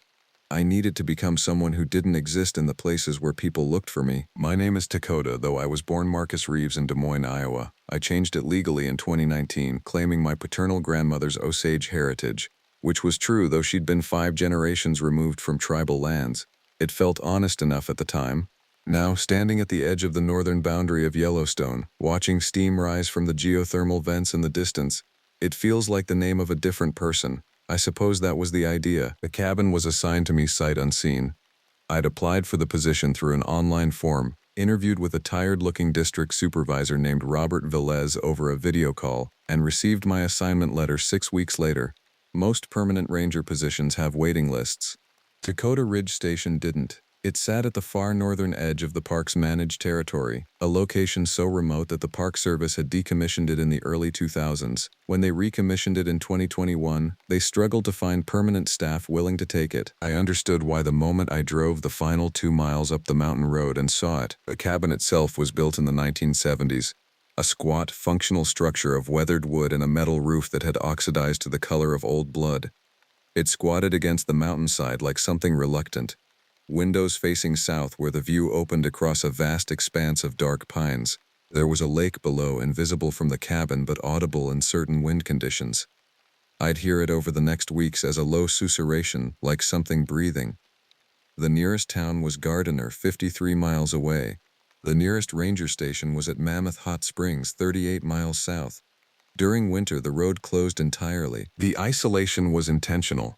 That was the appeal. I spent the first month settling into the routines of the position. My primary responsibilities were simple: maintain the access road, monitor for unauthorized hunting and poaching, conduct wildlife surveys, and respond to emergency calls. The respond to emergency calls part was largely academic. The territory I covered was approximately 90,000 acres, much of it accessible only by horseback or on foot. Most people never came this far north. Those who did were typically lost. October was a cold month that year. The staff at Mammoth had warned me that the first snow could arrive as early as mid-September, and they were wrong only by a matter of days. By October 5th, the peaks above my cabin held permanent white. By October 12th, the first snow I had to shovel blocked the drive. I took it as a sign that my disconnection from the outside world was now literal and irrevocable. The cabin had a satellite phone for emergencies, a CB radio that occasionally picked up chatter from Mammoth, and an unreliable internet connection that depended on weather and something Velez had only vaguely referred to as the dish situation. I had enough freeze-dried food to last through November, a freezer full of elk and deer from previous rangers' hunts, and a wood stove that burned hot enough to warm every room simultaneously if you didn't mind the constant attention. What the cabin didn't have was heat. Not officially.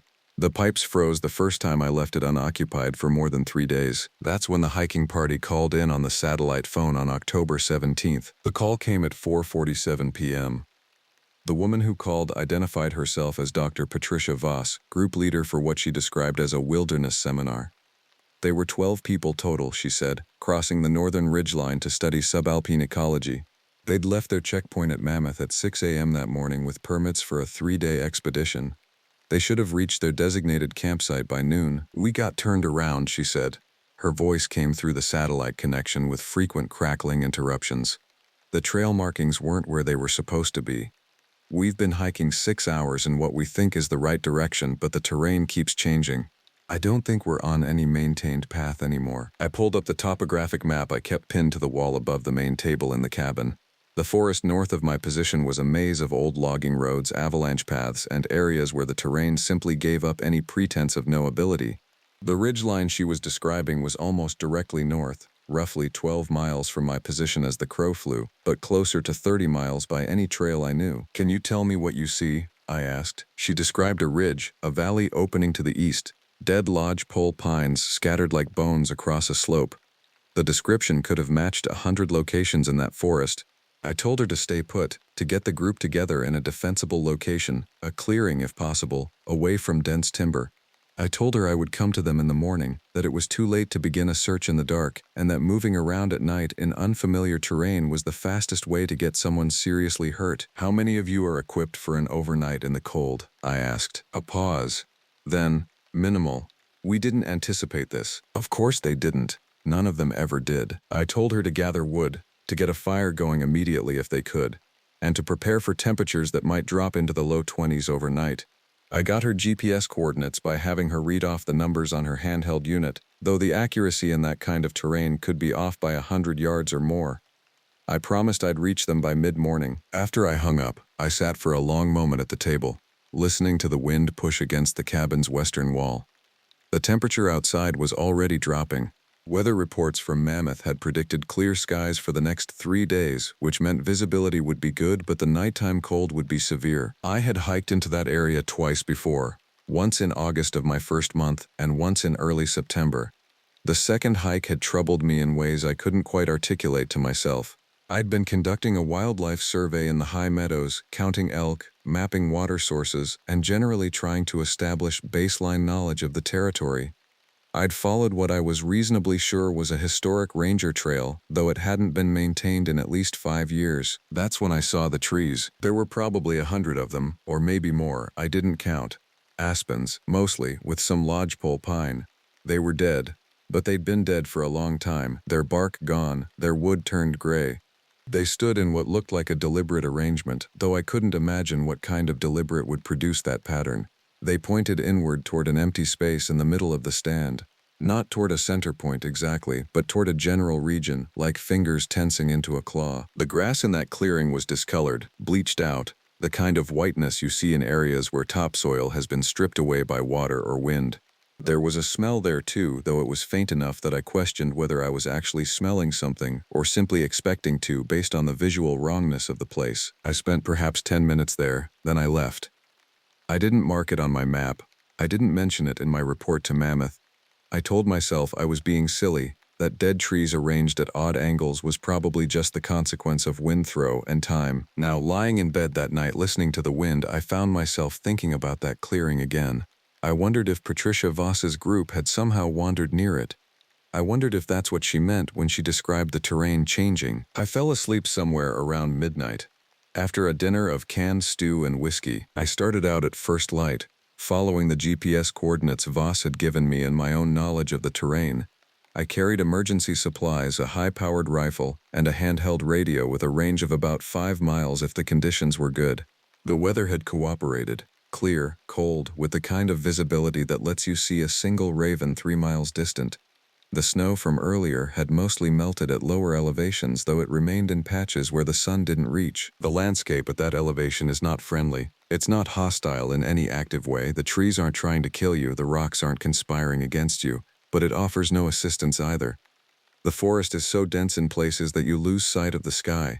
In other places it opens into meadows that look empty until you get close enough to see they're actually repositories of deadfall, a maze of collapsed trees from decades past arranged at impossible angles. I found them at mid-morning, exactly where Dr. Voss had said they would be, in a rocky clearing with a dead spruce trunk they'd managed to get a small fire going against. There were 10 of them, not 12. The 2 missing people were identified quickly, a graduate student named Kirsten who had gone to find water around 10 p.m. the previous night, and one of the 2 trip leaders, a man named Garrett, who had gone to look for her around 11 p.m. Kirsten has a cell phone, one of the younger members of the group told me. She said she'd try to call if she could get a signal. She didn't call, I said. No. I made a decision that seemed right at the time, but that I've thought about constantly since. I told the group to stay put with Dr. Voss. I gave them my radio and told them that if anyone heard from either Kirsten or Garrett, they were to contact me immediately. Then I took one of the young men, a kid named Paul who had some hiking experience, and I went to find the other 2. We moved away from the clearing into the timber. I was looking for footprints, disturbed vegetation, any sign of the direction they'd gone. The ground was mostly frozen, with patches of softness where water had found cracks in the earth.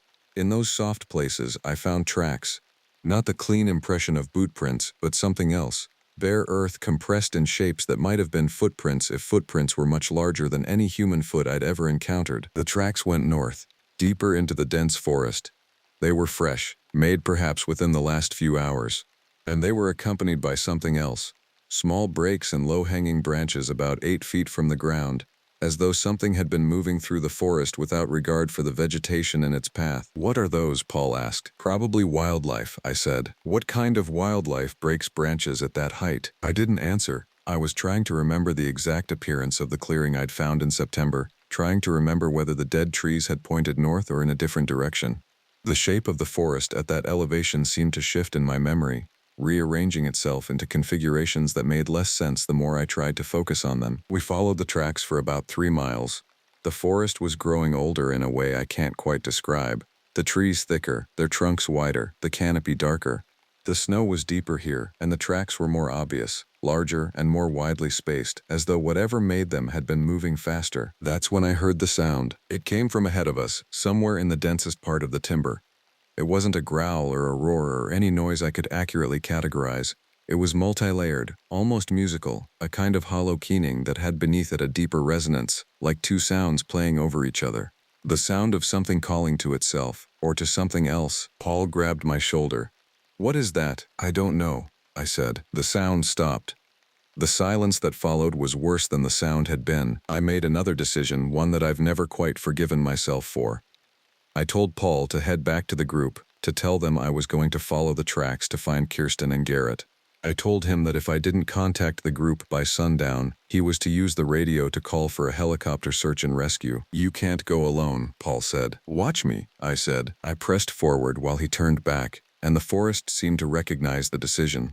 The trees seemed closer after that, the spaces between them narrower. The light, what little of it penetrated the canopy, took on a greenish quality that made my eyes water. I was moving through a place that had not been shaped by human surveying or human understanding. This was a part of the park that the maps admitted existed but didn't really know. The tracks disappeared after another half-mile. I found Kirsten instead. She was in a small clearing, sitting with her back to a rock. Her face was pale, almost white, and she wasn't moving.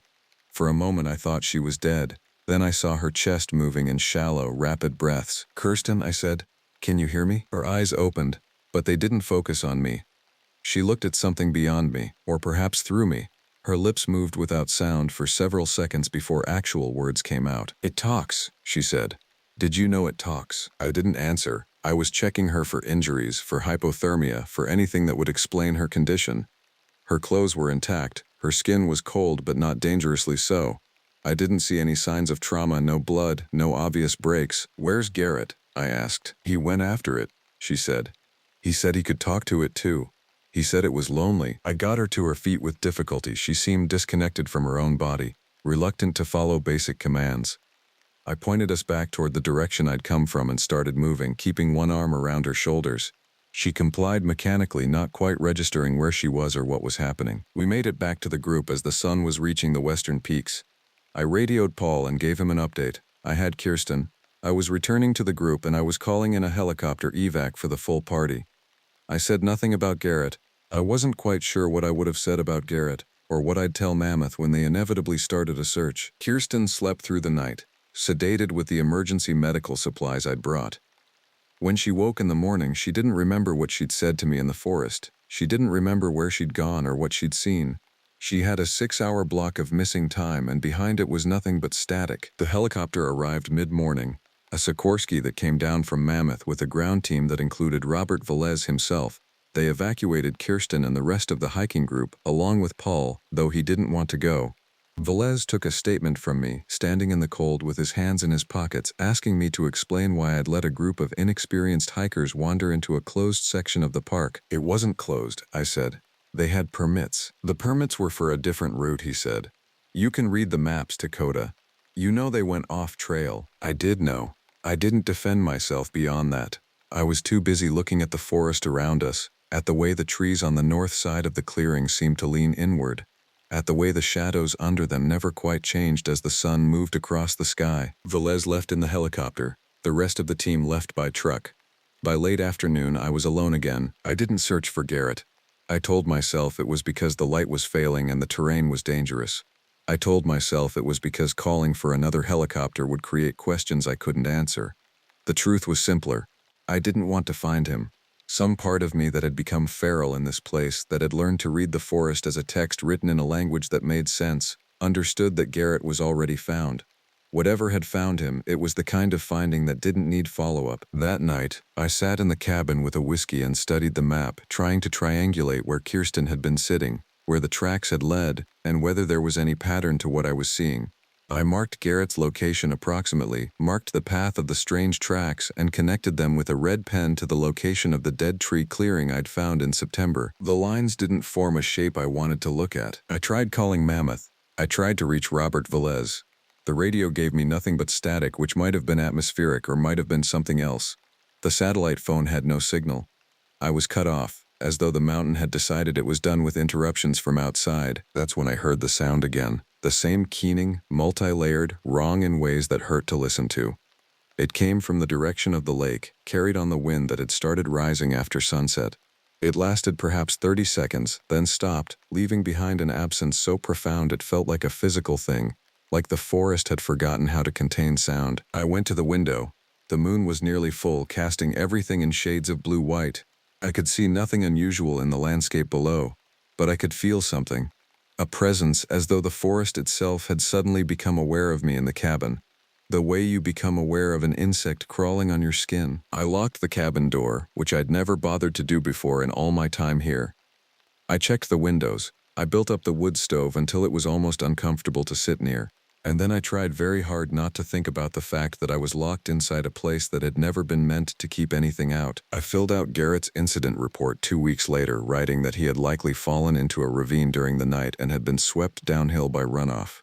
The report noted that he was an experienced outdoorsman, but that hypothermia and disorientation in darkness could account for almost anything. It was a report that contained enough truth to satisfy the bureaucracy while avoiding the deeper truths that would have required psychiatric evaluation and removal from duty. Robert Vales accepted it without much comment. The news reports, when they came, described an accident, tragic but not unprecedented. Garrett's family asked questions I couldn't answer. The investigation concluded that he'd made a decision to move during darkness in unfamiliar terrain, and that sometimes that decision kills you. Kirsten was discharged from psychiatric care in November. She'd spent 2 weeks at a facility in Bozeman where they'd run tests and asked questions and ultimately concluded that she'd experienced a stress reaction to the environment and subsequent hypoxia. She had no lasting effects. She would likely be fine. I never told anyone that the sound came back. It started in late October, just after the first major snowfall sealed the roads for the season. It would come at intervals, sometimes hours apart, sometimes days. It never came at the same time twice, which meant I couldn't prepare for it, couldn't brace myself in advance. It would rise out of the forest with that same multi-layered quality, that sense of something calling to itself, and it would send every animal within earshot into a frenzy of panic. The elk stopped coming to the meadow below the cabin. The ravens, which had been a constant presence throughout the fall, vanished entirely.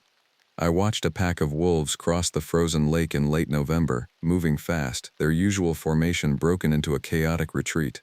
They were running from something.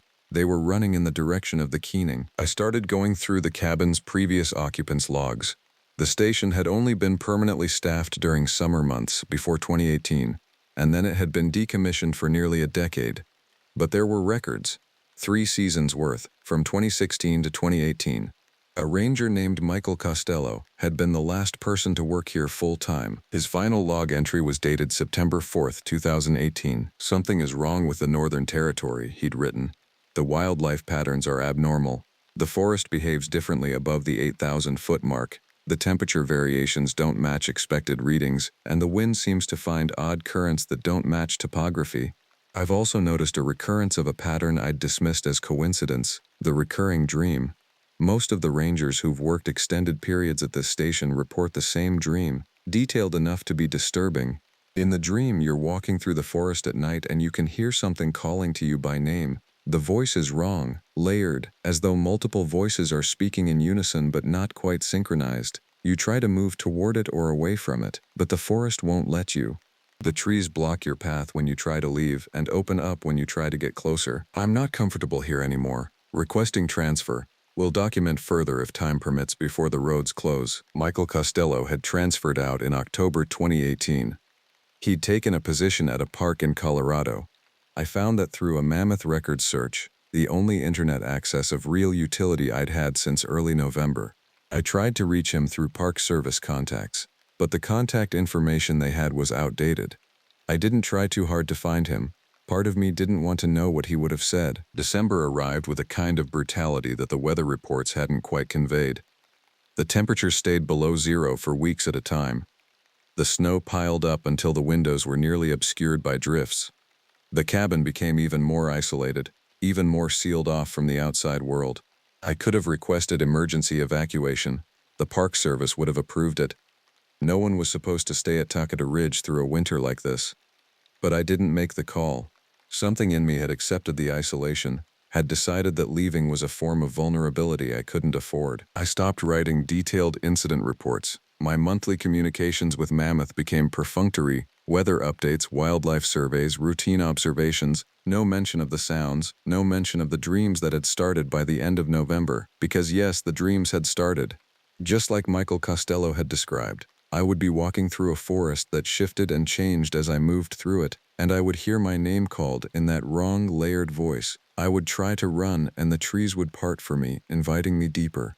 I would try to stop, and the forest would push me forward. I would wake with my heart hammering and the conviction that something was standing just outside the cabin, waiting. By Christmas, I'd stopped being certain whether I was awake or asleep.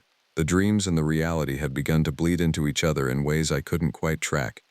I would find myself standing at the window at 3 in the morning with no memory of leaving bed. I would discover scratches on my hands and arms without remembering how I'd gotten them. The mirror showed a face that was becoming thinner, the eyes developing a hollow quality that I recognized from wildlife encounters, the look of an animal that had been hunted to the point of accepting its own death. The silence broke on December 23rd. I was sitting at the table with a cup of cold coffee, staring at the map with the red lines I'd drawn weeks ago, when the radio came to life. It was Robert Velez, his voice accompanied by a storm of static that made him difficult to hear. Repeat if you copy. To Kota, respond if you copy. I picked up the handset. I copy. Thank God. We've been trying to reach you for 18 hours. Are you all right? I thought about that question. Was I all right? Did all right mean physically intact, or did it mean something more fundamental? Something about whether the person I'd been before I came to this place still existed inside the person I was now. I'm fine, I said. Roads will be clear enough for truck traffic by the 28th. I'm authorizing you to come down the mountain. You've been up there too long. What if I don't want to come down? A pause. Static filled the space where his answer should have been. Then, that's not really a choice right now, Kota. We're concerned about your well-being. The station needs to stay staffed, I said. Not in these conditions. Not with one person. You can come back in the spring if you want to. For now, I need you to pack and prepare to leave as soon as the road is passable. I agreed. I told him I would be ready. I hung up the radio and sat in the darkness, listening to the wind push against the walls of the cabin. The sound I'd come to recognize, the keening, the multi-layered voice, didn't come that night. It didn't come the next night either. The forest had gone perfectly silent, as though it was waiting to see what I would do. On the morning of December 28th, a truck arrived from Mammoth. It was driven by a young ranger named Diego who tried very hard not to react to my appearance when he entered the cabin. He helped me load my few belongings, and we drove down the mountain with the chains rattling against the snow and the forest pressing in from both sides. I never looked back. That was 6 months ago. I'm writing this from an apartment in Missoula, Montana. Far from the park, far from the cabin, far from the forest that had started to feel like an extension of my own consciousness. Robert Velez tells me I'm welcome to return to the position. He tells me the new research suggests that the high-altitude psychology can create dissociative episodes in people who are already predisposed to isolation. He tells me I'm not alone in reporting unusual phenomena at that location. He tells me Michael Costello called him 3 weeks ago, asking whether the station was still staffed. I don't sleep much anymore. When I do, I dream of the forest at night, of the voice calling my name in layers that don't quite synchronize. I dream of walking deeper, of the trees opening before me like an invitation, of finally finding the thing that's been calling to me since the day I drove up that mountain road looking for a place to disappear. Sometimes I wake up and I'm not sure which side of the dream I'm on. The job posting for Kota Ridge Station is live again. They're looking for permanent staff for the summer season. Some part of me, the part that hasn't learned to be afraid, knows exactly what I should do. Some part of me knows that you don't escape the forest. You just get better at hiding inside yourself until the forest finds you again. And it will. In dreams, in the spaces between sleep, in the silence of remote cabins on mountains that touch the sky. It will keep calling until you finally stop running and answer, until you finally walk toward the voice in the dark. My name is Cade Mercer, and I've been alone in the mountains for 3 years now, though it feels like longer. That's by design. I accepted the ranger position at Glacier National Park in western Montana because I needed to disappear. Not in the romantic sense that city people imagine when they talk about finding themselves in nature. I needed to become invisible. The job posting appeared on my laptop screen in late April 2021, and I applied that same night. Permanent position, Remote cabin, minimal oversight, perfect. The interview happened over a crackling phone line while I sat in my studio apartment in Bozeman. The hiring supervisor, a woman named Patricia, asked the standard questions. Why wilderness management? What's your experience with wildlife protocols? Can you handle isolation? I answered with the kind of practiced sincerity that gets jobs. I loved the mountains. I'd worked search and rescue. I thrived in solitude. All of it technically true. What I didn't mention was the reason I needed these mountains to swallow me whole. 2 years before that call, I'd witnessed something that no amount of therapy or medication could properly frame. I'd been working as an EMT in Seattle, and one winter night I responded to a call in the industrial district. The details don't matter anymore. What matters is that I saw a person do things a person shouldn't be able to do. I saw movements that violated the basic architecture of human joints. I heard sounds come from a human throat that belonged in no animal catalog I'd ever studied. And when the police arrived, when the evening was officially resolved, everyone agreed that what I'd witnessed was a man having a psychotic break, high on some new synthetic drug. But I'd seen its eyes, that's what stayed with me. The intelligence behind them, the awareness. I stopped being reliable after that. Missed shifts. Called in favors to transfer to different ambulance routes. Eventually I stopped showing up entirely. The mountains had always called to me, and after that winter they became not a vacation destination but a necessity. Out there, in places where the population measured in single digits per 100 square miles, I could think. I could breathe without wondering if what I'd seen was real or if I was the one losing my mind. Patricia offered me the job on the 3rd Friday of May. 2-year contract, renewable. The cabin sat at the terminus of a hiking trail called Gunsight Pass, roughly 8 miles from the nearest ranger station. My primary responsibilities would be trail maintenance, wildlife monitoring, and emergency response for lost hikers. I would be required to check in by radio once a week. Everything else would be mine. I drove north from Bozeman in late June, my truck loaded with supplies that would sustain me through the first season.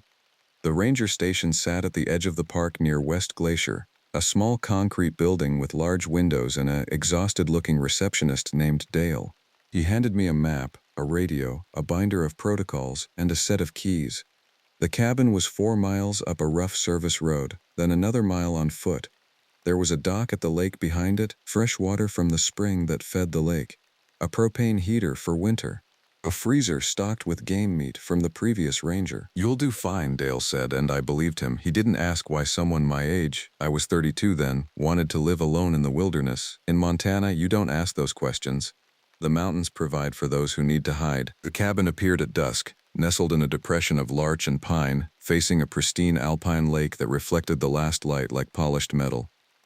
For the first time in 2 years, I felt my shoulders drop.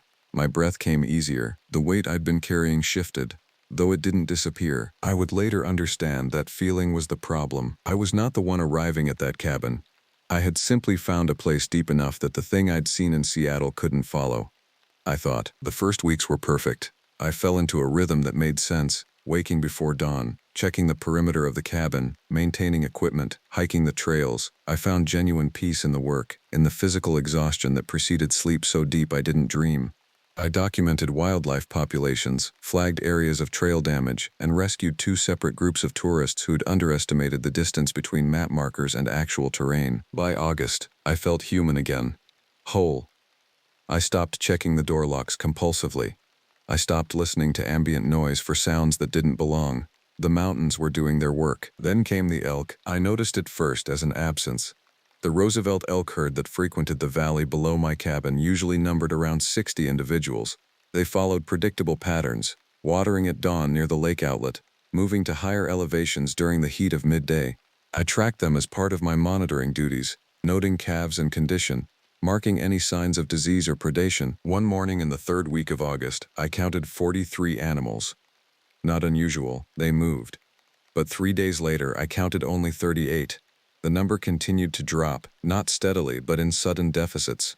26, 19, 14. I reported it to the wildlife biologist stationed at the main facility, a woman named Professor Voigt who worked for the University of Montana. She arrived by helicopter one afternoon with equipment and a graduate student, a nervous young man named Russ. They spent 2 days in the field collecting scat samples and examining kill sites. The kills were the problem. One of the elk, A yearling, showed evidence of predation, but the pattern was wrong. The throat had been torn open but not cleanly, not like a wolf kill. The interior organs had been accessed through the abdomen, the sternum split with what must have been tremendous force. The meat around the wounds showed evidence of thermal burn, not frostbite. Heat, mountain lion, probably, Voight said, but her tone suggested she didn't believe it. Unusual hunting pattern. We'll need to set up cameras. The cameras went up on the 4th day of September. We installed 6 of them on trees around a salt lick where the remaining elk still gathered. Voight was thorough. She triple-checked the angles, the battery levels, the memory cards. We marked the sites on a map. She promised to return in a week to collect the footage. She never got the chance. 2 days after the cameras were installed, the elk in that valley vanished entirely. I confirmed it with binoculars from my cabin. The meadow that had been their temporary home stood empty. Completely empty. No fresh tracks leading out. No scat. No evidence that 60 animals had ever existed there except for their absence. I hiked up to check the cameras myself. The October weather was turning cold, and I moved fast, following the route Voight had marked. The first camera hung intact on its tree, cords secured. I removed the memory card and pocketed it. The second camera was the same, and the fourth camera was gone, not fallen, removed. The mounting bracket was intact, but the device itself had been taken from the tree. I circled the area looking for evidence of bear. They're curious enough to destroy equipment, but bears don't remove things cleanly. They scatter destruction. The space where the camera had hung showed no sign of damage, only absence. The 5th and 6th cameras were also gone. I walked back to the cabin and inserted the first memory card into my laptop. What I saw shouldn't have affected me the way it did. I thought I was past being shaken. I was wrong. The footage showed normal activity for 2 days. Elk moving through the frame, occasionally stopping to eat from the salt lick. Squirrels, a porcupine. Then, on the 3rd night, movement. At 11:47 p.m., something walked directly in front of the camera. It walked on 2 legs. It was covered in something that caught the infrared camera's light strangely, not fur, not flesh, something that didn't reflect heat the way living tissue should. The shape was wrong. Too tall, with limbs that moved in sequences that seemed to require extra joints. It stopped directly in front of the camera, and though the footage was night vision, I saw its head turn toward the lens, toward me. The timestamp advanced. 11:48, 11:49. 30 seconds of perfect, unbroken eye contact with a camera lens while a thing that wore the skeleton of a cervid stood motionless. Then it continued walking, unhurried, toward where the elk had gathered. The footage ended shortly after. The camera's power light went dark. No malfunction notification, no corrupted data. Simply stopped recording at 11:52 p.m. I didn't report it to Patricia. I told myself I was being rational, careful. I needed more evidence before I made a claim that would get me labeled as unstable. But the truth was simpler and more terrifying. I knew what Voight would say, what anyone would say. The resolution is poor. The thermal signature is inconclusive. You're tired, isolated. Your mind is looking for patterns. It's a bear. It's a mountain lion. It's a coyote. It's anything but what it clearly is. I had heard this song before, in Seattle. I had learned that reporting the truth only certified my unreliability. October came to the mountains like a closing fist. The larch trees burned gold and dropped their needles. The lake froze at its edges. My radio check-ins became more frequent, not because Patricia demanded it, but because I needed the sound of another voice confirming that the ordinary world still existed. On October 18th, I received a call. A hiker had missed her check-in with friends in Kalispell. The last known position was on the Gunsight Pass Trail, heading toward my cabin. Rescue would be coordinated from the station, but given the remoteness of my location, I would be the first point of contact. Patricia asked if I could manage a search starting at dawn. Of course, I said. I'll start from the cabin and work toward the trailhead. I spent that night cleaning my rifle, a .308 Winchester, regulation for mountain lion response. I'd never fired it. I loaded 30 rounds and set them on the table beside my bunk. The ammunition felt like a prop in a play that neither of us believed in. The hiker's name was Marion Kelsey, 28 years old, an experienced outdoors woman who had logged over 300 trail days. Her photograph, sent by Rescue, showed a thin woman with dark hair pulled into a braid. She looked competent. She looked like she would make good decisions. That made it worse. I found her at first light, roughly 2 miles up the trail from my cabin. She was sitting on an exposed ledge overlooking a drop of about 200 feet. She wasn't moving. When I called her name, she didn't respond. I approached carefully, scanning the surrounding forest. In these situations, I'd been trained. You move slowly, you make noise, you don't surprise people in crisis. But Marion didn't seem to register my presence until I was within feet of her. When she turned to look at me, I understood something had broken in her brain, and it wasn't going to snap back into place. "I have to stay here," she said. Her voice was flat, descriptive. "It won't let me leave." "What won't let you leave?" "It's been following me since yesterday. First it was in front of me on the trail, but when I stopped, it moved behind me. Now it's just beside me, keeping pace." She pointed at empty air to her right. "Right there, it matches my breathing. Every time I think about running, it breathes when I breathe. Every time I move, something in the trees moves the same way." I looked at the empty air. I looked at the forest. I saw nothing except the ordinary architecture of pine and stone. "Marion, I'm going to help you down from here. We need to get you to medical care." "You can't help," she said with absolute certainty. "It picked me because I was alone, because I made good time and got ahead of the other hikers, because I wasn't paying attention when I should have been." She paused. The thing it wore looked like a mule deer at first. I almost took a picture. Then it stood up. My mouth had gone dry. "We need to go. Now." I reached for her hand. The moment my fingers closed around her wrist, Marion convulsed. Not a seizure.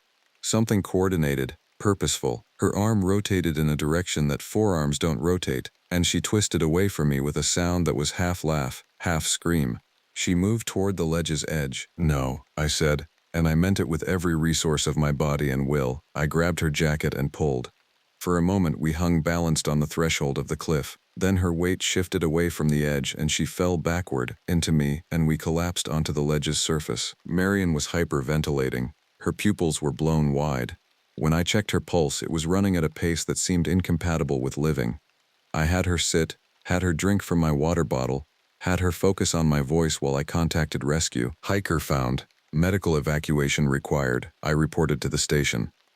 "Extreme psychological distress, possible trauma-induced psychosis." They were there by helicopter within an hour. Marion didn't resist when the rescue personnel loaded her onto a stretcher. She just kept looking at the empty space beside her, the place where nothing visible was keeping her company. I didn't mention the empty space in my report. I framed it as exposure, as fatigue, as the cascade of fear that comes when you realize you're lost in terrain that doesn't forgive mistakes. The rescue lead, a competent woman named Jennifer, nodded along as I explained. She didn't question my assessment because I was the professional with the training and the expertise. But as the helicopter lifted away, Marion's head turned toward her window, toward my cabin, toward the forest beyond. And even from 300 feet in the air, I could see her pointing at something beside the aircraft that only she could perceive. November arrived with snow. Real snow, the kind that doesn't melt, that accumulates into silence. The mountains transformed. The visibility dropped. The world contracted to 30 feet of white and the suggestion of shapes beyond. I stopped hiking. I consolidated to the cabin in the immediate perimeter, maybe 50 yards in any direction.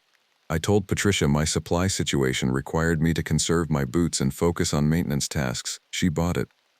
Isolation does strange things to people, but it's familiar strange. Eccentricity is expected in rangers. What I didn't tell her was that I was being hunted. Not stalked in the hunting sense. Studied, cataloged, evaluated. The signs were small at first. The propane tank, outside the cabin, secured with a chain, had been moved. Not far, just enough to be clearly different from how I'd secured it. The door to the small tool shed at the rear of the cabin showed scratch marks along the frame. Nothing aggressive, just marks. Marks made by something testing the integrity of the door, ascertaining whether it could be opened. My supply pile, stacked on the porch, had been rearranged. The heavier boxes were now on top. That required intentional intelligence, intentional strength. That required knowing that the redistribution would unnerve me. I installed motion-activated lights on 3 sides of the cabin. When they triggered at 2:47 a.m. on November 14th, I reached for my rifle and moved to the window. I saw nothing, but the snow in the backyard held a disturbance, a place where snow had been displaced and then roughly replaced. Something had been standing in my yard, something large enough to make a print that stretched from where my hand span would reach if I extended both arms. I called Patricia and reported a possible bear. I said I'd seen fresh sign, likely a late-season wanderer. Would she advise on next steps? Unusual for November, she said. but not impossible. Keep extra distance, document everything. We can get a wildlife officer out there after the weather breaks. The weather wasn't going to break. I could feel it in the pressure behind my eyes, in the way the wind moved.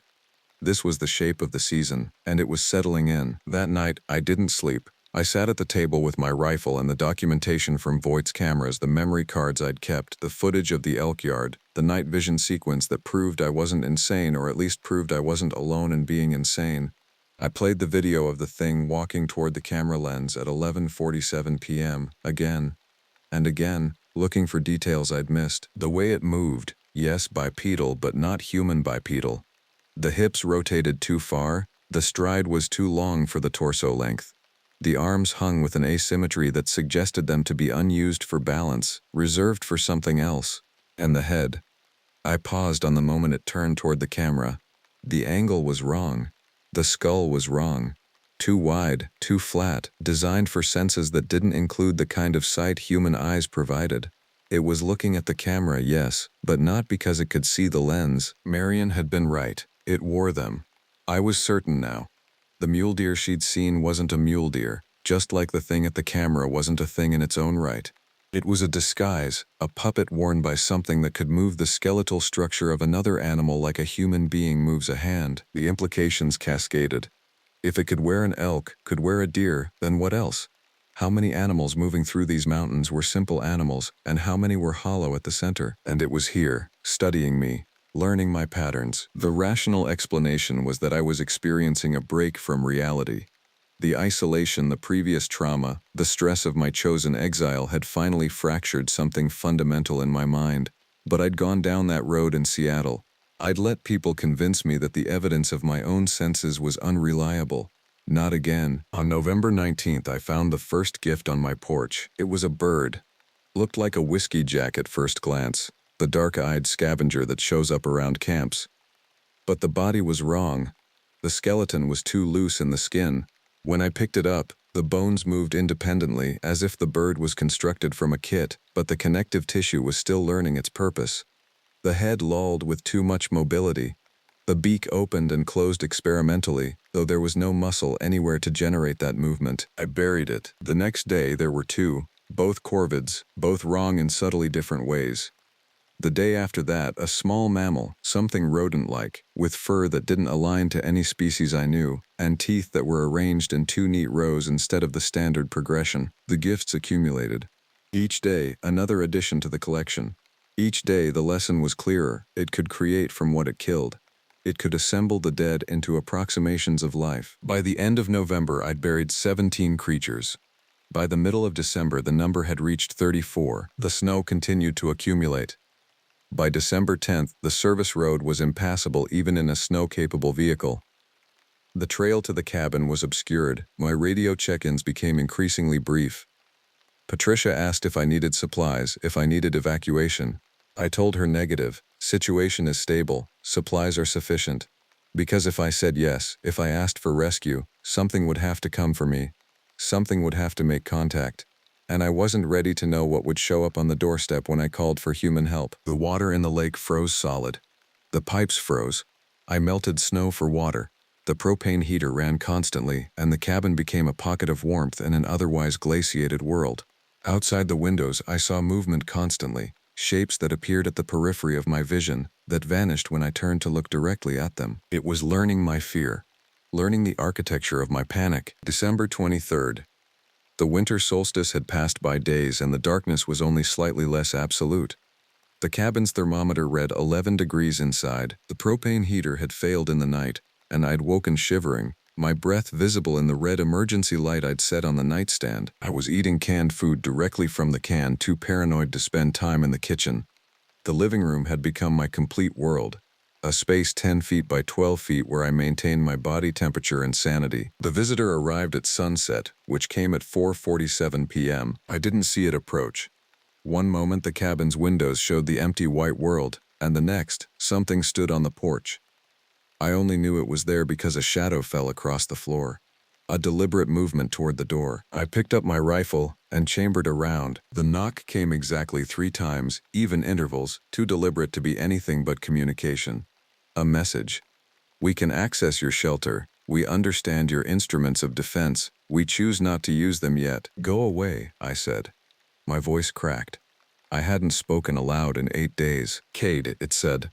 The voice came from behind the door, from outside, from the forest, from inside my own head.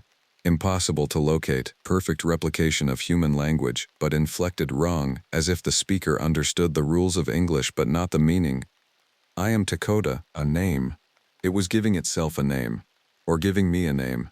Something to anchor this interaction to the human paradigm of communication. I don't want to talk. You have been watching me, Kota continued. Marion watched me. You are watching me through Marion's memory, through the memory of the animals I've worn, through the footage the woman Voight believed she was recording. The door's frame creaked under pressure that didn't seem to involve physical force. I have been watching you, longer than I watched Marion. You came to the mountains to hide from me. You believed the distance would be sufficient. What do you want? To understand. To know if your fear is the same as Marion's fear. To know if there is a point at which the watching becomes unbearable, at which you will offer yourself, the way the animals offer themselves, the way the lost hikers offer themselves when they have been alone long enough. The door's deadbolt began to turn. It rotated slowly, deliberately, moving inward. Not breaking, not forcing entry, simply opening because the distinction between lock and unlocked had become meaningless. I fired. The rifle's report was deafening in the enclosed space. The bullet punched through the wooden door and the frame, and the turning deadbolt froze midway through its rotation. For a moment, perfect silence. Then the sound of something moving quickly across the porch, into the forest, into the white. I bolted the door. Absurd gesture, but I did it. I checked every window, every corner. The cabin was empty. The intruder was elsewhere. Outside. Waiting. I didn't sleep. I sat in the corner of the room where I could see both the door and the windows, the rifle across my lap, and I waited for dawn. The sun rose at 8:19 a.m., dim and gray, providing almost no additional visibility but somehow reducing the terror's absolute depth. The gift on the porch was larger than the others. It was a human body, though the term felt inadequate. The skeleton was correct, but everything between and beyond it was assemblage, construction. The skin was assembled from pieces, leather-like in some areas, translucent in others, revealing the muscular structure beneath, which was itself only approximate. The face was the worst part. It was made in the configuration of my face, down to specific scars and the precise asymmetry of my left eye. And it was still warm, steaming in the cold morning air. It was me, a version of me, constructed from available materials, offered as a message, I can become you. Or worse, I can disassemble you and reconstruct the useful pieces in configurations that serve a different purpose. I didn't touch it. I went to the radio and transmitted without using the proper protocols. This is Mercer, gunsight cabin. I need emergency evacuation. I need immediate helicopter rescue. There is a critical situation at the cabin location. I am requesting immediate response. Patricia's voice came back, thin through the radio static. Mercer, that's not standard protocol. Clarify your emergency situation. What could I say? That something was hunting me? That it had taken the shape of every animal on this mountain, and now it was showing me what it could do with the shape of a human? There is an injured individual at my location. I require immediate medical evacuation for this patient. We can't get helicopters up in this weather, Mercer. The ceiling is too low. We'll have to wait for... I turned off the radio. The thing that looked like me stayed on the porch until the afternoon sun, what there was of it, began to decline. Then it moved, slowly, deliberately, carrying itself to the lake's frozen surface. I watched from my window as it walked to the center of the ice. It lay down. It did not move again. By evening, it had begun to freeze. By night, it was embedded in the transparent ice, visible but unreachable, a message inscribed in the landscape. On December 24th, rescue arrived. A helicopter, small and red, cutting through the low clouds and landing on the frozen lake's surface. 3 personnel emerged, cold weather specialists, moving fast toward the cabin. I opened the door, and the wind hit me like a fist. The rescue workers were already looking at the figure embedded in the ice. One of them, a woman with kind eyes and a professional demeanor, asked me what had happened. I told her it was a victim of exposure, that I'd found them and attempted rescue, that they had been too far gone. She nodded and relayed information to her team. They would recover the body, but the weather was deteriorating. We needed to leave within 15 minutes. As I packed, I took one last look at the cabin. The propane heater, broken. The propane tank, moved. The tool shed, marked. All of it suddenly ordinary again, simply a ranger station where someone had spent 3 months in increasing psychological distress. "You're lucky," Patricia said when I arrived at the station. "Another day and the weather would have closed in completely. You might have been stuck there until spring." I didn't respond. I was watching the sky through the station windows, watching the place where the mountains rose, watching the forest line where the trees became silhouettes against the dimming light. Patricia explained that I would need to undergo psychological evaluation before I could return to active duty. That was standard for rangers who experienced significant trauma. I would be paid for the time off. I should go home, rest, process. I left Glacier National Park on Christmas Eve. I drove south toward Bozeman, toward the city, toward the populated world.